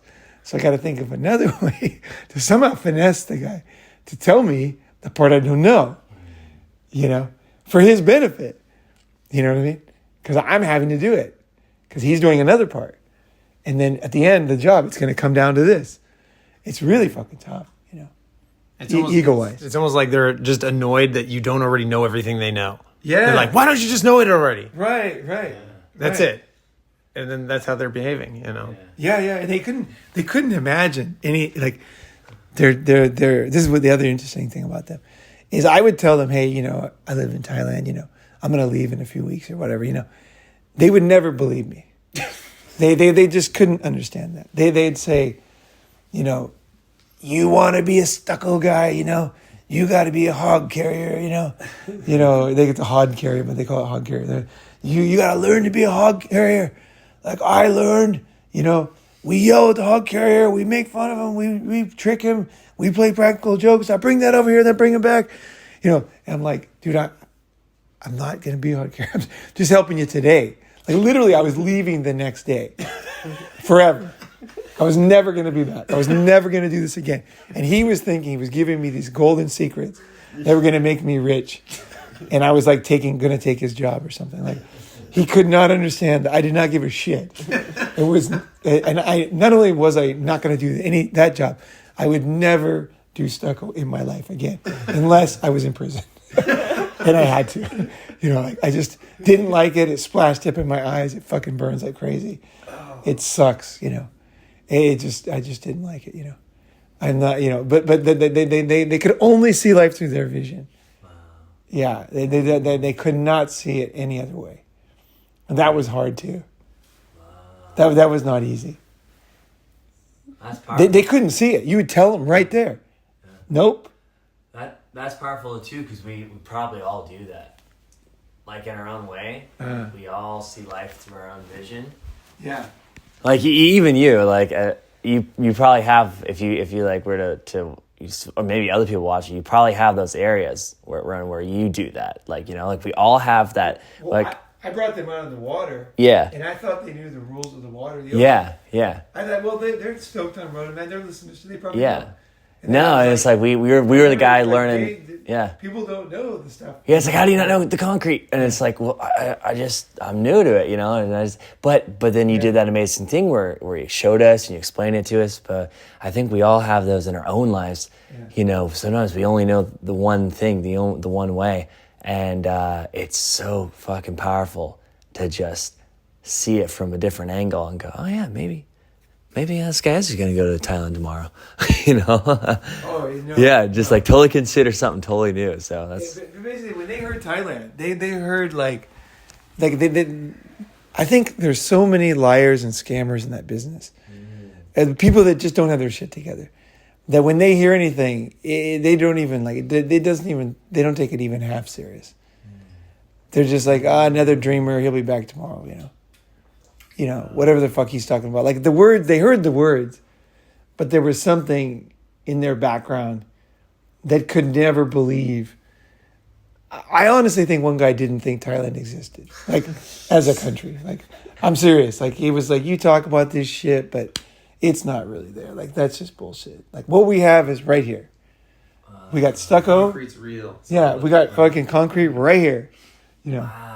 I don't think he thought it was real. I'm serious. I don't think he would never look it up online because it probably doesn't exist to him or something, you know. Yeah. It was strange dealing with these kind of guys. He was like the guy was only stuck in his closed off reality from the rest of the world, and he was conditioned to do that too. So he couldn't see he was like that dog in the cage, just getting shocked every day for 12 hours straight for throughout his whole life to get to that moment when you told him about Thailand. Uh-huh. And he said, or he probably thought, there's no way that exists. Yeah. I told him, hey, just buy a ticket, you know, I'll fucking meet you at the airport.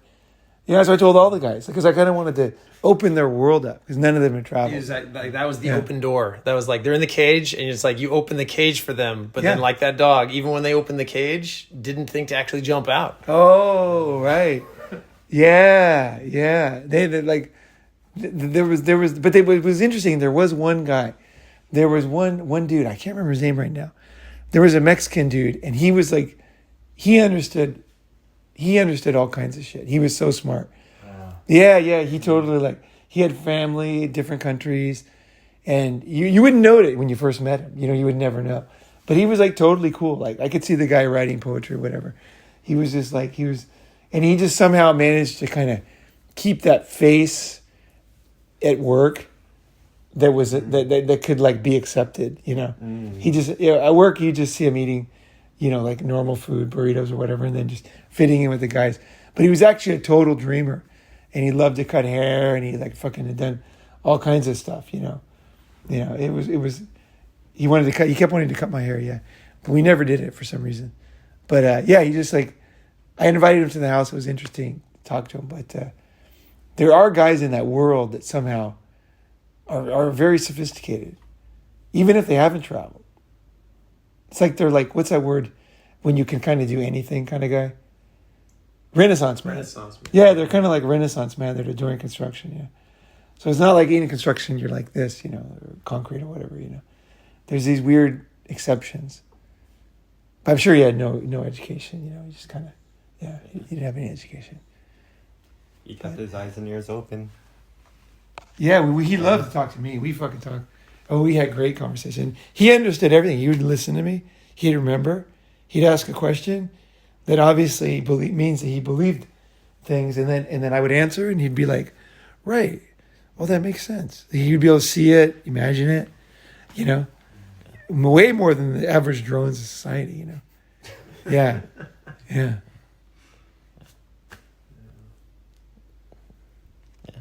All this just reminds me of the title you put up for this LA Summit. Life is coming from you, not at you. Yeah. Oh. Yeah. Yeah. If anything that this summit taught me, it was definitely that life is coming from myself. And by projecting stuff out there, that's the only thing that I'll see or feel or get, instead of just accepting life for what it is and being open to every possibility that can happen and let it come up as it goes, to be present in the moment instead of getting locked into a future that's only one-dimensional. To just let things be and feel it out, and not just be locked in one mindset forever. Yeah. I just think totally agree with you. You tied it all together. Another tangent, but things I learned doing, basically being a laborer, right? And was really interesting. It kind of reminded me when I worked at the sawmill after university. You know, it was the same kind of thing. A great experience, actually. Yeah, I recommend doing that kind of jobs. Like, if you're like an investment banker, like get a job as a laborer for like a summer. It's really interesting. You really like it. It balances you out. You see world better. You see people better. You understand people, and it's really valuable, actually. People think the higher jobs are so valuable. They are, but the other like labor jobs, fuck, they're valuable.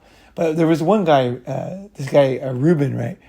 And Ruben was a different kind of cat. He was younger, maybe 33 or something. And most guys, they're laborers, are way lazier than you think. That's one thing I don't like about like the manosphere or whatever, red pill guys, is they always say like construction workers are doing real work, women don't do. Dude, I'm telling you, you do not know how many fucking people are lazy as fuck that are doing construction, because they use all these tools. And that's why you see so many fat guys that are laborers now. You know, how can you really? You can't be a boxer if you're fat, right? You can't be a really hard worker. There's a limit. You know what I mean? Like, you got to be in shape, right? But like, there's tons of guys, they just use tools now. Labor is not what you think anymore. Luckily, I was in a job where we had this retarded boss who was so cheap that we had these like Stone Age tools. So we actually had to work old school. You know, we actually had to do the old way, like the 50s, basically. And sledgehammers for concrete, busting out concrete, you know, wheelbarrows instead of backhoes and shit. We were doing it by hand, you know, and like the pharaohs making the fucking pyramids, basically. the simplest of shit, right? But anyway, Ruben and I always got the worst jobs, right? And so Ruben and I, even though I understand a lot of his Spanish, but not that much, and I can't speak it, right? And so, but he couldn't speak a word of English, right? He could just say my name, basically, yeah. And so we would get the shitty job, and we would both look at each other.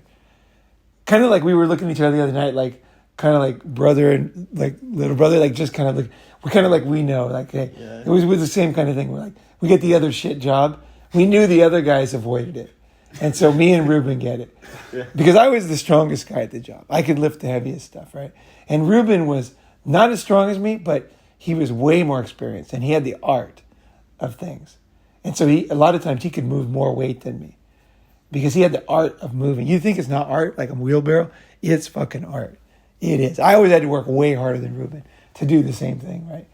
Because he just knew how to do it. It's like a magic. If you really, like a long-term labor, it's amazing, actually, what you can do with tools, yeah. And Ruben was like that. It just amazed me. I thought I was going to catch up to him real fast. It's like rowing a boat. If you ever row with an old man, he'll kick your fucking ass. If he's been rowing like his whole life, he's 80, but he's kicking your ass. And you're really going for it, but he's just kicking your ass. It's weird. It's like an art, right? Like golf, you know? And so labor's like that, actually. And Ruben was strong. He was young and strong, but he was also had the art of it. And he knew it, too. And he knew everybody looked down on him because he couldn't speak English. And they would always act like he was an idiot. And he didn't care. But he wasn't an idiot, you know? And so me and Ruben were like buddies. So we had to throw all these fucking rocks behind this wall. Okay, so these rocks there's like, I don't even know how many tons it was. Let's just say there was at least 40 tons of rocks, at least, this one day. And then we had to throw them off this wall, but the wall was fucking tall. The wall was taller than me. So let's say the wall is 6.5 feet tall, right? So we could have gone around, but it would take too long. And so I said, Ruben, let's just fucking throw them over the top. And we'll get buckets, and we'll just lift the fucking buckets, you know, and we'll push the buckets over the top and push it over. Because we could do it the right way, but it would be way slower. So he's doing it like slow, you know, because it's heavy as fuck. Like you lift a bucket of big rocks over your head is fucking hard. Even one is hard because it's unbalanced and it's heavy as fuck, and you cannot make a mistake. Because if it lands on your head or your toe, you know, it's over, right? So you got broken bones. So you got to pick it up and make sure you got it every fucking time, even though you're doing it 10,000 times a day. And then you got to lean it over, make sure it goes in the right place, or you'll get yelled at, right? And so we're pushing the rocks over there. And then finally, I just started fucking. Okay, so the labor, the slower you go, but you look like you're working, the more money you make because you get paid by the hour, right? Yes. Yeah, but I actually... Like union guys. Yeah, like union, yeah. But the thing is, I actually gave a shit about the guy who was paying because he was a friend of mine. Mm-hmm. And also, I give a shit about things in general, even if I shouldn't or don't have to, right? Mm-hmm. So I said, Ruben, let's just fucking do this thing fast. Let's get this done. And then Ruben was kind of looking at me like, what? Like kind of, even because he didn't really get it. So anyway, I just started fucking throwing buckets over. I was just running and just throwing buckets over the top. And it was like, took enormous amount of energy. And I was getting tons more rocks than I was getting like double what Ruben was getting. And then Ruben looked at me like, and he got it. Just like two young guys challenging each other. And so he starts doing it and I started doing it. And the whole job was looking at us like, what in the fuck? Because we were doing really fucking hard stuff. Like when you work that hard, I can't even explain how tired you are afterwards. It's like you're not even alive when you get off work. You're too tired to eat. You cannot eat. The only thing you can do, I'm serious, is like basically like a zombie, walk up the driveway, covered in dirt and soot, and just basically lay down with your clothes on and just fall asleep at like 4:00. And just you sleep till like 5:30, and then you can't even like, you really, I'm serious, your brain doesn't work, you can't answer the phone, can't check the internet. The only thing I could do is just stumble over to the hot tub, take my clothes off, just get in the hot tub. And I'd sit there for like an hour and a half or 2 hours. And then I'd be kind of waking up, and then I'd go to the house, make like a fucking 4 hamburgers, and eat those, and then I'd be normal for like half an hour before I went to sleep. I came back to life. You're that tired. It really fucking tires you out when you work like that. It's amazing. I had never really worked that hard in my whole life. Yeah, and it was like on a day-to-day basis. You're doing it every day, right? So it starts to build on each other. Like you guys wouldn't have, like I couldn't do anything. I couldn't do anything. I literally could fall asleep anywhere, and I had to do the hot tub for an hour and a half, and then the nap, then the hot tub, and then a bunch of meat, and then I could get, like a Warriors game or something. I could get ready for that, But anyway, so Ruben and I started challenging it, and we were just we finished that fucking thing. And the other laborers would come over, and they're like, fucking don't do that. Like, fucking, we can do this tomorrow. We can do this the next day. Like, dudes, you guys are fucking it up. And there's a lot of pressure not to work hard. Mm-hmm. Yeah, they were like pressuring us hard. They're trying to just milk every day just to squeeze that extra cash. Well, plus they don't want to, they know the boss notices this kind of shit. Yeah. And that you can get that much done. And also, it's not even smart what we're doing. But it was like, we were like both. It was a challenge. It was me versus him, and we were fucking going for it in a playful way. Yeah. And it was fucking great. Like, we were laughing and smiling. We were the only guys with life in us on the job, and we got an amazing amount done. And that was the best day. Those kind of days. It was fucking great. Mm-hmm. Totally stupid, right?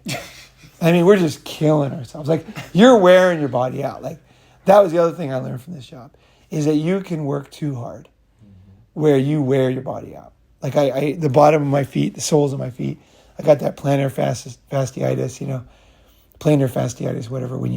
It's like too much weight on your feet. Mm-hmm. It's too much pounding on the bottom of your feet.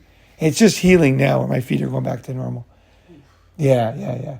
Still a little bit. Like, if I go walk in the kitchen on the thing, my feet are not like they used to feel. Like, they're kind of still, I like to have some pads or something. That's why I'm wearing those really soft shoes, right? But the doctor said it'll go back to normal. It might take a year or something, right? To go totally to normal. So it's like, at the same time, I would say don't do something like that very long, But it was fun. It was fun to do, like, labor. It was fun to learn. It was fun to do stupid hard labor. Because it was part of it. It was like, oh, I know what it was like. What we were doing. Now I know. Cool Hand Luke. Fucking Cool Hand Luke. Yeah. The scene when they're doing the road. When they're doing the road in the heat? Mm. You seen Cool Hand Luke? Vaguely remember. Okay, there's the road, and then the guy's making him work, and Luke was like, just starts working extra hard. And then the other guy, I forget his name, the big guy, he realized what was going on. And so he started working hard. And they were whistling. And they were going, and he said, we're going to work until this whole thing is done. And then they just started working. But what it was a huge fuck you to the boss. It was a huge fuck you. And like, the boss didn't like it. You got to watch the scene, and you'll know what me and Ruben were doing. That's what we were doing. I didn't even realize it. Exactly Cool Hand Luke what we're doing. Because it was like a fuck you to everybody. Because no one could stop you from working hard, right? If you've ever worked labor and you watch that movie, you'll know what I'm talking about. I can't put it into words right now. Yeah. But it was a fuck you to everybody. It was a fuck you to the boss. It was a fuck you to the other workers. And it was me and him against the world, yeah. Yeah. Anything? And it was a fuck you to the bottoms of your feet. To the what? To the bottoms of your feet. Oh, yeah. Yeah, but hey, man, those heal, it's all good, Yeah. It's like that guy in Better Call Saul. It's all good, man. That's all good. Yeah. It's all good. You only learn stuff by doing it, right? Yeah. I wouldn't learn that labor shit without really doing it, right? I wouldn't have learned. I got a bunch of stings. I got the plantar fascia. I got tennis elbow. I fell down. Oh yeah, this was fucking scary. I had a wheelbarrow full of rock, and I told the boss, it was too uneven. It was too uneven, the surface we were on, right? It was like holes, and it was dirt, and some was soft, some was hard. And we were taking like hundreds of tons of rock over this dirt. And it was long, and it was uphill and all day for many days. And I said, look, we should put some plywood. And then, because my friend told me the idea, he said, put some plywood down there, and then that way it'll go way easier. Yeah. Just get some old plywood, junk plywood, and it'll be way easier. It'll be 100 times easier. But anyway, the guy didn't want to do it. So I was doing it, and everything was fine. I was focused on the wheelbarrow every day because it's dangerous. This work is dangerous. Like I almost cut off my foot with the jackhammer. You know, yeah, it's close, man. I had the blade on it. I was doing a high level thing, came down to my foot, just missed my fucking. Yeah, it would have just cut him off. But anyway, I was with this wheelbarrow, and I was coming, and the two guys who were always slacking on work, these two Mexican dudes, and they were like sitting there laughing and joking, and I kind of looked at them, and I wasn't paying attention for a second going forward, and it caught in a hole, and then I fell backwards, and when it was right, it was like I was going by a basement of a house, like the door was open because that's where we plug in things, and so I fell backwards. I had a wheelbarrow full of rock, and I fell backwards down the stairs. Like you fell down the stairs. I fell backwards down the stairs, but I had a wheelbarrow full of rock in my hand, and I pulled it with me.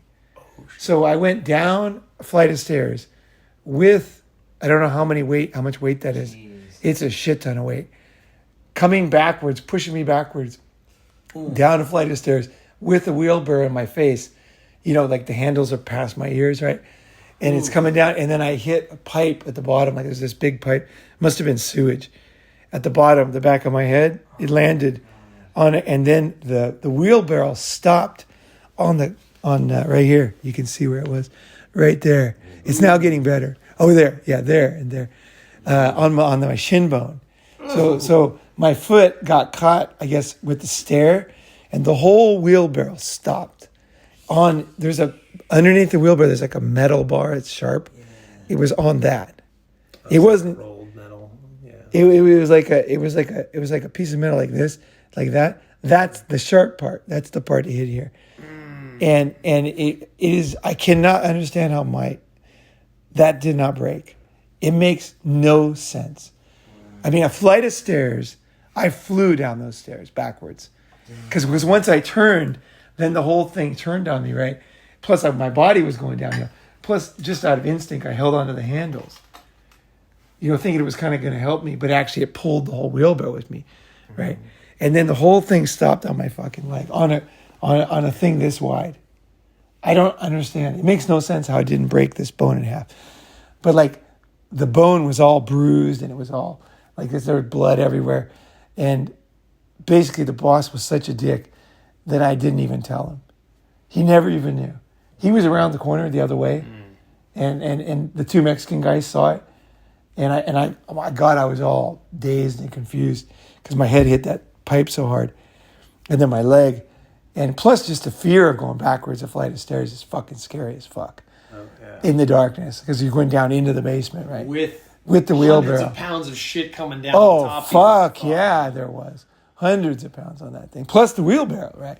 Yeah. Those wheelbarrows do not, like, they're hard to balance, too. Like, they are super hard to balance, yeah. That shit will just go. Yeah. Yeah, wow. And the thing is, I could have, like, made a big deal out of it, you know, been the victim. I probably wouldn't even had to work that day. I could have just got some medicine from the owner of the house and just sat around drinking water or whatever. But as a fuck you to this guy, I didn't even tell him. I just kept working that day like it was normal. It wasn't until like a long time later he knew. But he never really understood because he didn't see it. And also I never complained. You know, another time I hit my head on a branch really hard. And as a fuck you, I didn't tell the boss either. Because I just don't want to complain to people. They don't deserve. It's like I don't want their sympathy. You know what I mean? I just don't want it. If you're bullshit to me, I don't even want your sympathy. I don't want anything. I'll just do it myself. Like I don't want you to pretend like you. I don't want any of that shit. It's like, I'm just going to go silent. That's the Finnish way. You know what I'm saying? Fucking word. You know, my uncle, like I said before, he had cancer. He just went in the backyard and shot himself with a shotgun, you know. He's fucking, he was going to die. He's over. That's the Finnish way. It's like, you're going to go through all this hell at the end. He's just like, I had a good life. Look it, you know. That was the way I was raised. And that's kind of the way I am now, you know. Just like, you just take care of it.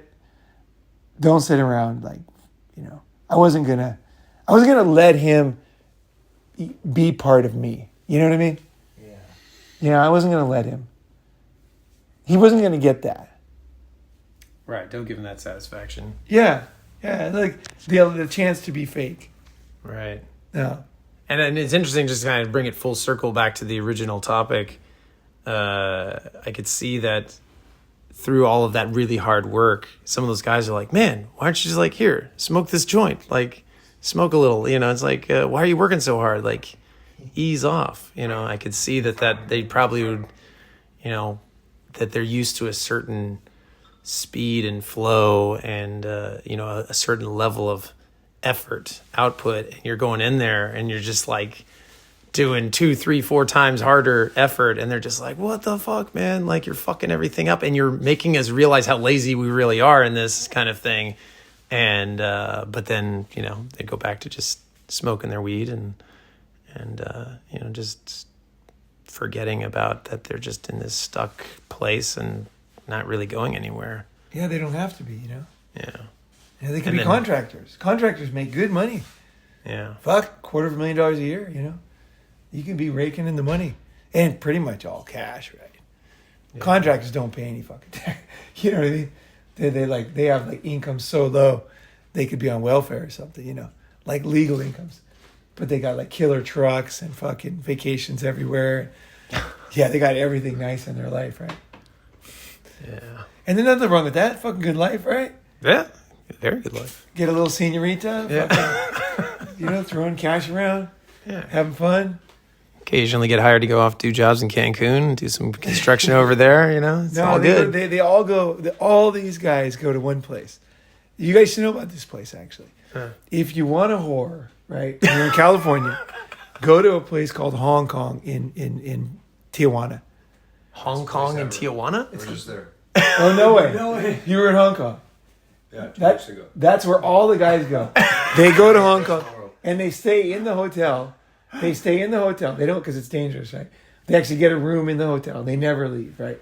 Because there's no pictures. But of you just rent the room for like an hour, right? You don't actually stay in the hotel, right? No, they stayed. Who? The hookers? My friends. They would actually go down there for like 3 days. How much is a hotel room? I don't know. It's pretty reasonable. It wasn't like crazy. How much is a hooker? He said, my friend said he spent like $1,000 down there or something total in like 3 days. Oh. Yeah. Oh, for 3 days. Yeah. Okay. And that was food. That was a room. That was like endless, like beauty queen, fucking prom queen hookers. You know, it's not my thing, but he was very happy. Yeah, he was. I'm telling you, a lot of guys would be happy. Yeah. I was just waiting for like, you know, Yeah. when it turned like midnight, like all the hookers there to turn into like vampires and shit. Right. It was that kind of vibe. There were so many hookers like all over the place. Right. Wow. But It was such like a debauch. Like it's such a like a sinful place. It's like Disneyland for like whores, right? It's Basically, like from right? it's like From Dusk Till Dawn. Like Yeah. that movie. Yeah, my friend told me all about it, and he tried to get me to go, but I'm like, dude, It's 3 I don't strip like clubs that in shit. one. There's like Yeah. Hong Kong in the middle, and then there's like 2 others on the side. Yeah. And they all have hotel rooms upstairs. You could just bring them upstairs. Right. I think if guys, you know, if you, well, here's what the guys told me. They said, you know, the reason why I go there is basically to avoid the fat bitches here. So they didn't have to worry about girls here. They could just relax, have fun, be totally free. And then they would go down there, you know, have way prettier girls, have way more fun, and then come back. And it's so close and cheap that they could do that anytime. So all the construction guys, that's what they did. They all went to fucking Hong Kong. Plus That was the girls place. here, you know, like the one thing that disgusts me a little bit about like hookers is I just don't like the idea that other guys have been with a woman. It's just so disgusting. And with the hookers, you know that it's happened. But then at the same time in America, the hot girls that are like on Tinder and whatnot, they can be getting with tons of different guys, just like rotations of guys, or just like always a new guy every day or every week. So I mean, it's not that different really with respect to American girls, you know? I mean, you'd be as far as danger and diseases and that's true. I think it's true because a lot of professionals, they're careful, right?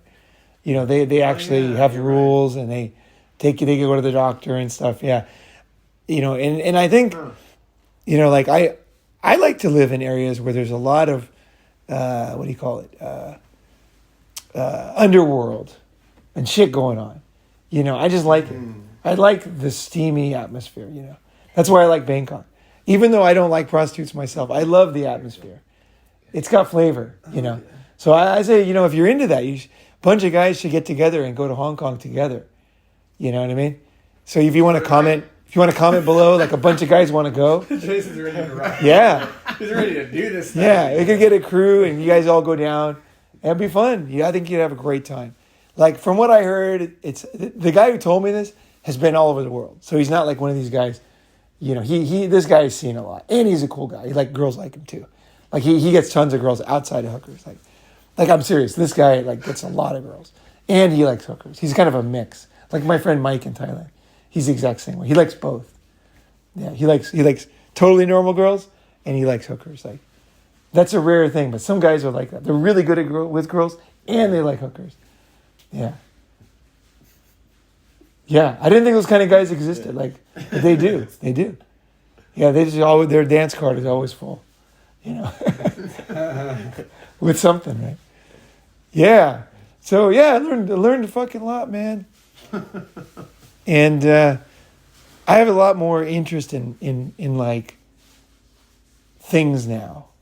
You know, like I look around, I just see things. I look at the house. I look at the tiles, you know. Because I did some masonry, you know, we had to learn masonry.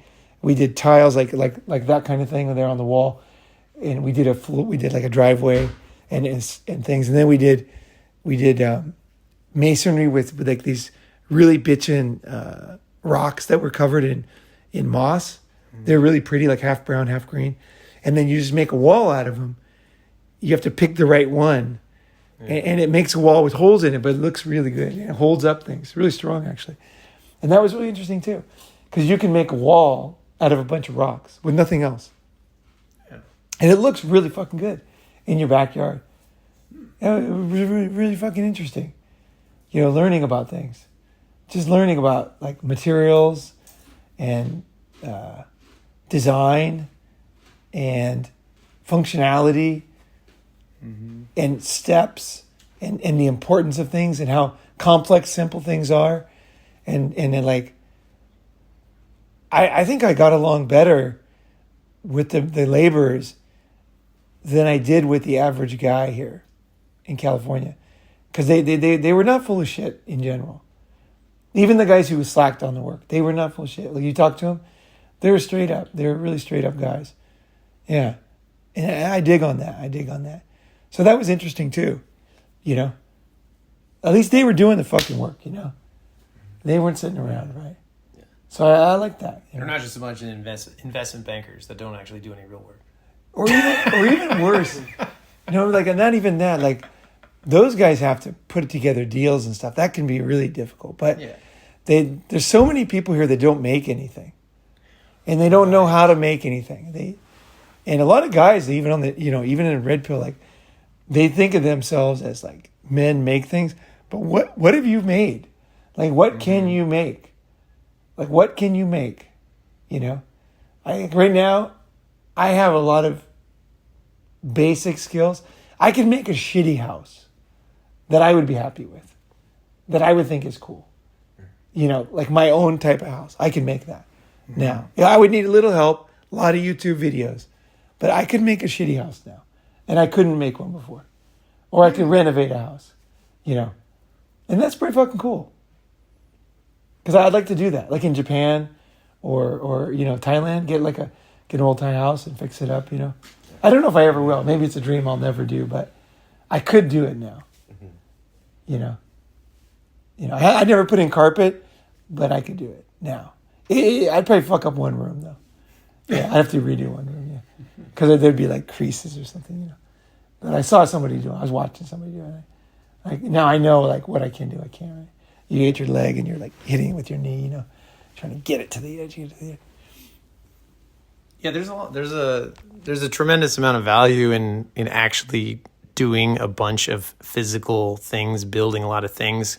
Because like now, as you go through life, Alex can make a lot of things. Yeah, He's so it's like electrician. Yeah. Well, I mean, I grew up with my dad. He's an electrician, so I learned everything about electrical. So ever since I was a little teenager, I was pulling electrical wires, running conduits, installing lights, upgrading entire hospitals, replacing all the lights in entire hospitals. At 13 years old, I was doing that, and so it's like I was always doing that and always building stuff. Anytime we were like making movies and we had to build props, I was the prop builder. If we had to build a miniature scale house to burn down just for one shot, I was the one who did it. Like if we needed make a giant hangman thing that's like 7-8 feet tall, to do some like I was the guy who built that.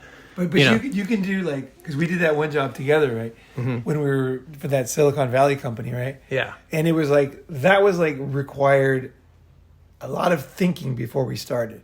Right. Because those things were expensive, right? We were hanging, right? Oh yeah. That sound company. Yeah. Like we were doing like stuff that was seemingly simple, but it was like the laser sighting and what was that thing called? The laser thing the laser levels. Yeah. So I use laser levels a lot, because like there's things that when you're drilling in concrete and stuff, it's like you got to be accurate, and we're putting up whiteboards where it's like there's only there's only a quarter inch of room for error kind of thing or less. They were not whiteboards. They were more like, well, they were glass. They were thick metal backing with glass. 3/4 inch thick fucking they were glass heavy. That weighed a ton. They were fucking heavy. Huge. And I've installed tons of them, and they keep hiring me back to come back and install more of those fucking things. And also, really? Yeah, and that same company? Yeah, they've hired me back many times, and cool. So I've come back and there's also like an entire wall where I had to install these panels that are like 40 feet long worth of these metal panels, and it's all on. I had to like drill 150 holes in the concrete to, and make all the holes perfectly positioned, and then so that 40 feet long, when you stand back and look at it, it's perfectly straight. Did you get a better drill? Corner. Oh yeah. I got the really nice one. What's that called? Rotary hammer. Rotary hammer. Yeah. So I got like one. It's got like at least 6 joules of energy, kind of thing. Like so, we could really pound those holes fast. Because we were freaking trying to do with that drill. The little that was one, dangerous because it was up high too. Like So the other one, it only had like your back into it. It's easy, right? Yeah, the other one only had like 1.5. We're up joule, in the air. We're trying to push this drill so hard in this fucking. Yeah. So and you can't be wrong. It's got to be to the millimeter, right? So it's like hard, so. Right? It's long and it's like it's fucking. But it's like the more things you do, building things, fixing things. We did a good job. We did, yeah. That was a good job. They were happy about it, And but I just noticed, like, as I just enter into, anytime I'm walking in any space, walking by anything, the more, as a guy, I would say, the more that you've done, the more that the world looks different. Like as you're looking at the physical objects in the world, the more different skills and the more experience you have in building, fabricating, creating, assembling things, the more you're walking through the world and you have more of a sense of understanding as you're moving through spaces. You're like, you have various levels of understanding as like, I can see how these different pieces of drywall and these different assembling, like the studs and all the stuff. Like as I'm walking through the spaces, I'm seeing the construction and imagining how the fabrication occurred for everything I see in this room. Like I can see the steps as I'm walking through it. It's not just like one surface level of like, it's just there and I have no idea what's there. It's like when I see that switch, I imagine Romex wiring like going up here and going there and there and there. I can imagine all the stuff behind the walls and how all the levels. And so I'm imagining the history and the different people and the different skill sets and the different layers and components that all came together to create the space that we're in. And it's like, that's how I see the world whenever I'm walking through any spaces. That's how I experience things. Have you ever done landscaping? Not a lot, some. That's interesting. Yeah. Landscaping is totally different. I did that the last couple months, right? Mm-hmm. And that was interesting because it was totally different. It was totally different than concrete. Concrete's got to be perfect, right? Landscaping, you have to not be perfect. It's more art. Yeah, a little more art. You have to be perfect because you go in, there's a bush, right? And it's a little too big, right? So what you can do is you can just saw off this and saw off that, Yeah, but then it looks terrible. The hedger. What'll happen is it'll look good at the beginning, but then it won't grow right. So you basically fucked the whole tree up. Because now it's going to look ugly because you have to know the tree, know how it grows. And know how it wants to be trimmed, how it wants to be pruned. So what you usually do is you come in and you just cut like 10 maybe branches off. You pick the ones that stick out the weirdest and you just cut those off and you look at it and it looks the same except for it's smaller. And so it's like art. It's like knowing. And then other times there's a plant and it looks beautiful. It's flowering. And you just pull it out of the ground. You cut it all the way down the bottom. Because that causes the plant to flower more the next time. Whereas if you let it sit there, the flowers will die. And then it will have a hard time replenishing. Because it's all brown and hard now. And it doesn't want to grow. So certain plants, you want to just hack them down. And the owners will come out and yell at you for doing that. But if they trust your company and you know what you're doing, you actually can make it 3 months later like way better. Because the bees will come now. They want bees and butterflies, right? And then that's what people want. Bees and butterflies, right? And then it's a good garden, right? So a lot of times you have to like totally take it down in order to make it go. Other times you have to like just take a few things off. And other times like for example, you'll see leaves underneath something, right? And then the guy will say, just take 60% of those leaves. And he's totally serious because everything's to the minute in landscaping. You come in, you're just zipping through because people never want to pay very much for landscaping. Right. So they just want to pay. They'll tell you do it all, but then when you tell them the bill, they'll fire you because it's too expensive. So it's like this weird thing where they want you to do more than they want to pay for. Pretty much everybody in landscape, So what you got to do is you got to be smart. So you got to say, okay, 60% of leaves, the flowers that are on the ground, I'm going to clean up. Mm-hmm. And then you fast, done, 60%, 10 branches off this. Yeah, the things that are getting in your way on the sidewalk. Yeah, and you're just kind of like, each plant, you know what will happen in the future. And like things not too close together. I think here's one thing I learned. The number one thing I learned that people don't know in landscaping, or if you have a garden or whatever, is the number one thing is what you plant and where you plant it.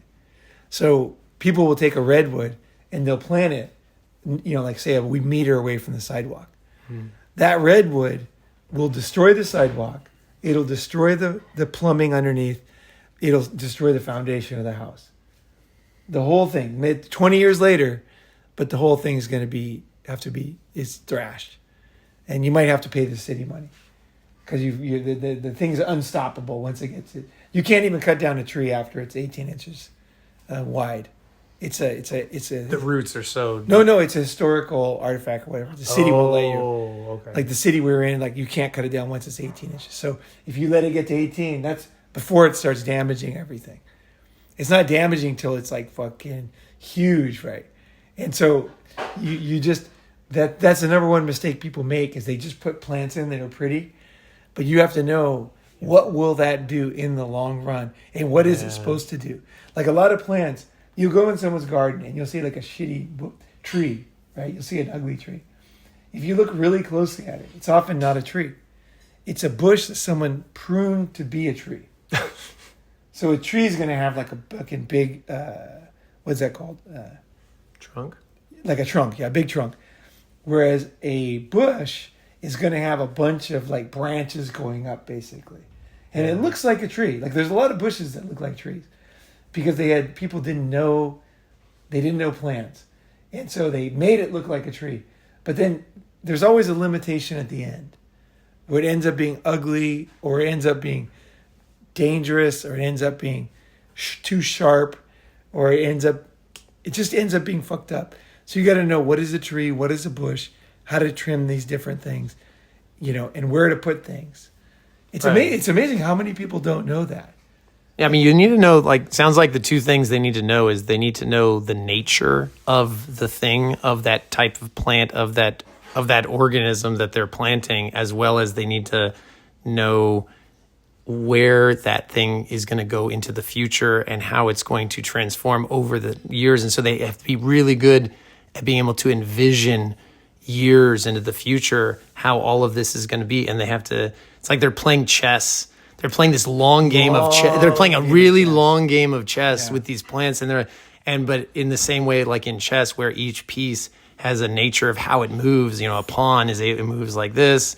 A rook moves like this, a knight moves like that. They have to understand how that particular plant and how that thing they're planting, how it's going to be moving over the long game, and then be able to envision how they all are going to be crisscrossing and playing it out. Another good example of that is very interesting. If you do Airbnb or you own any properties, because people don't think about it. They just pick something. Right. Do not do that. Do a lot of fucking research on what you're going to put in your garden or in your front yard or whatever. So one was really interesting was one thing is we would be mowing lawns, right? Going around. One of the things we'd do is mow the lawn, and the lawn would always be dead. It'd always be dead. And I was like, these lawns are all fucking dead. And then you would go to another place. It'd be the lawn was green. And then I asked why. And he said, well, you got to water it costs. And I said, well, how much does that cost? He says about $400 a month. So a small lawn is not that, it's $400 a month here. Okay. Shit. Just to keep it green. $400 every fucking month. Now here's the problem. If it's a rental property, right? The renter has to pay for the water. The renter has to pay their water bill. So if you put grass there as the owner, you might be cool with $400 a month just for the fucking lawn in the front yard. Most people, if they really thought about it, actually wouldn't be. But you might be. You might be like, fuck it. I like that. I'm willing to pay $4,800 a year for the rest of my life for that piece of shit lawn, right? Well, for that, it's almost like it's like a status symbol. That it's green. The fact that it's green, subconsciously people know that you... you're spending a little extra money to keep that thing green. No, most people would have magical thinking. They'll fire the landscaper because it's dry. And then you just tell them, well, you need more water. And they'll say, that's what the last landscaper said. He was a fucking idiot. I know that we can just mow it higher up and not as short. And then this and this and this and this. And they're just experimenting with these ideas because they just want to save the money. They won't admit it, right? So, but basically, if you're doing rental property, do not put grass. Yeah. Because your renter will not care about the lawn, and so they won't pay for it. So then the lawn looks like shit, the house looks like shit, and then you lose money, and the renter's pissed because it looks like shit, right? And it's a constant push between you and the renter, right? So pick very low water usage things if you're renting out. Cactuses. Because unless you're willing to pay, tell the renter I'll subsidize $400 a month in water if you're willing to have this thing go X amount of minutes a day. If you're not willing to do that, don't even think about having to. Or if you want grass, then you just have some kind of artificial grass that looks very convincing. Yeah, you could do that. Yeah, you could do something like astroturf for sure in a rental. You could. I wouldn't want it in my house, but. There's a lot of things you can do that are low water. They're pretty. Yeah, there's a lot of things that grow pretty nice. You can choose things. The guy I actually worked with was kind of a genius with plants. He could lay something out for any place. I was telling him he should do that as a job, charge people $1,000, and they just send a picture of the lawn, and he, what city they're in, and then he comes up with a plan, and then somebody else implements it. I was saying he could do that all day, just draw plans out, what they should do. Because most landscapers, they don't know anything. That's the problem. You're hiring these guys because you think they know. They might know maintenance, but they don't know planting, right? And if they and it's like very important, right? The planting is the key thing. What you're putting in there. After that, it's kind of like a car. You buy a shitty car that costs a lot of money to maintain. Now you own that fucking car, and you're just gas mileage is shit. That's why you should get rid of that SUV because you got the wrong lawn. You know, it wasn't worth it. You know, you want it had its purpose, but you know, I'm going to transition out of it. It's, you know, my friend got a Model Y. It costs nothing to drive. You know, and it's huge inside, right? Yeah, a lot of space.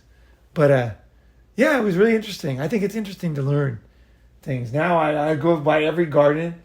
Concrete, not as much. I didn't take to concrete as much, although it was interesting. I took more to landscaping. Landscaping was more interesting for me because the bug, like I was more into flowers in Japan and like ikebana and bonsai.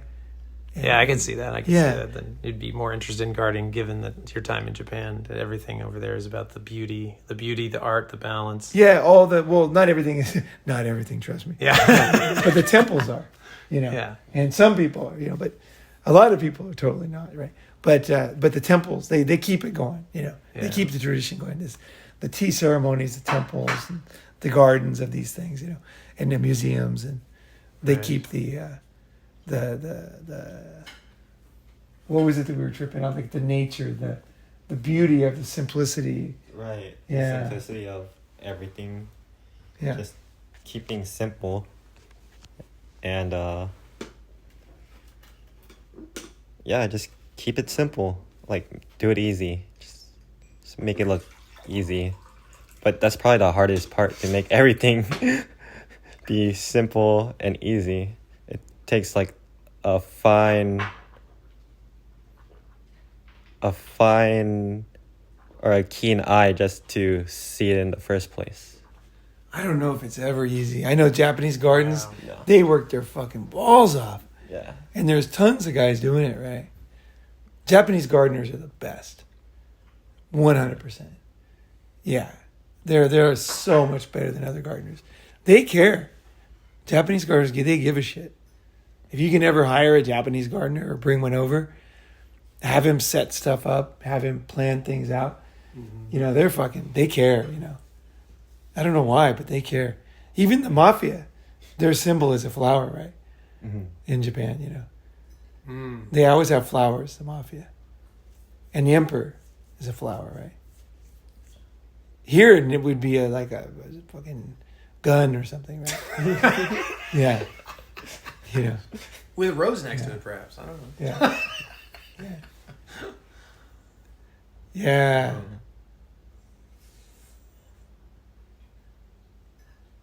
Well, that was good. That was kind of a post-summit discussion, basically. Like one of the last days we'll be hanging out here and just like, you know, just sitting around.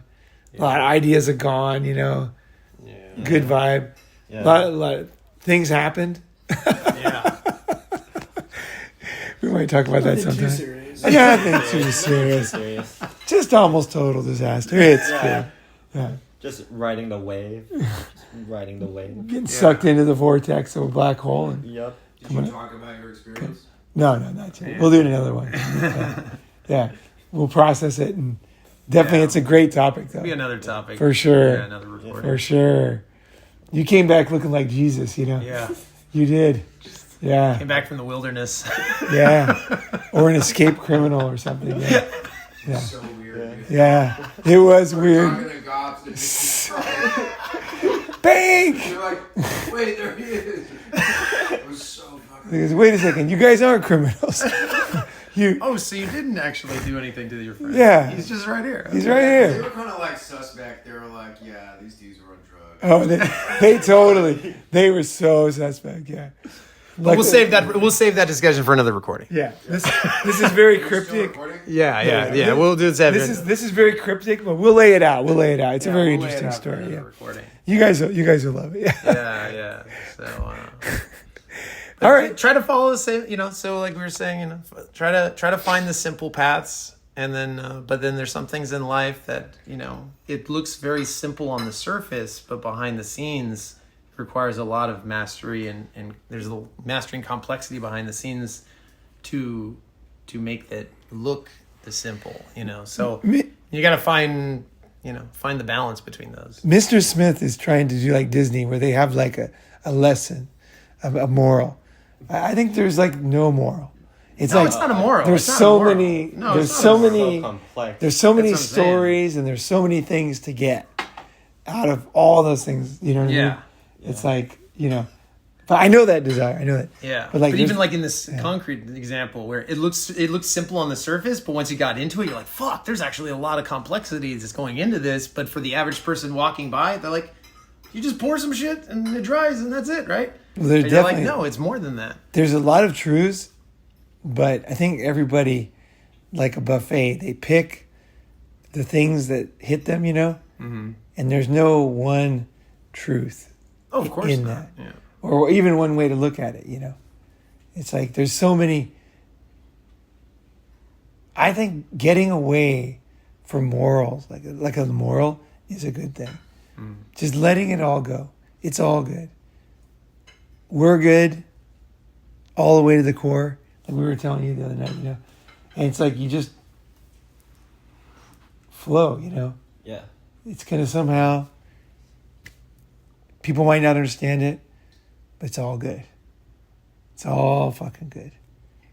It's all part of the flow. Yeah, it's all good. I don't know if I said the right thing, but yeah, I hate morals. Yeah. Maybe that's the big. I don't that's want. the I biggest don't. moral. I don't like when they try to tell me the way it is, because Yeah. even if I thought that, it's just like It's a trap. force feeding it. Like it doesn't allow my mind to figure it out or have my own architecture of the concept in my mind. It's like putting an architecture in there, But I would like to see what, in the sense that that's what you got. I'd like to see what people got out of it in the comments. Yeah. So whatever it was that stood out to you as an important concept, or an idea that you didn't think about, or something you want to try, or whatever, that I'd like to hear that, because it might be kind of surprising, what people got out of it. Oh yeah. Like this whole summit weekend, it might be surprising what each of us got out of it. Each person got potentially completely different thing out of this summit. Yeah. For Each sure. one of us went in thinking you were going to get one thing, and you got something completely unexpected. Yeah. And Yeah. that's what's so great about it. I'm kind of interested in what David got out of it. Long hair David. I'm kind of interested in what he got out of it. Yeah. Just because he was coming from a different place, and like, what did he get out of it? What did he learn? From his vision, right? What was it? But I'd love to hear anybody who was at the summit. You want to start commenting? Like, I'd like to hear that too. Yeah, or maybe we could do a group call or something. Anyway, this is going on too long. All right, guys, take it easy.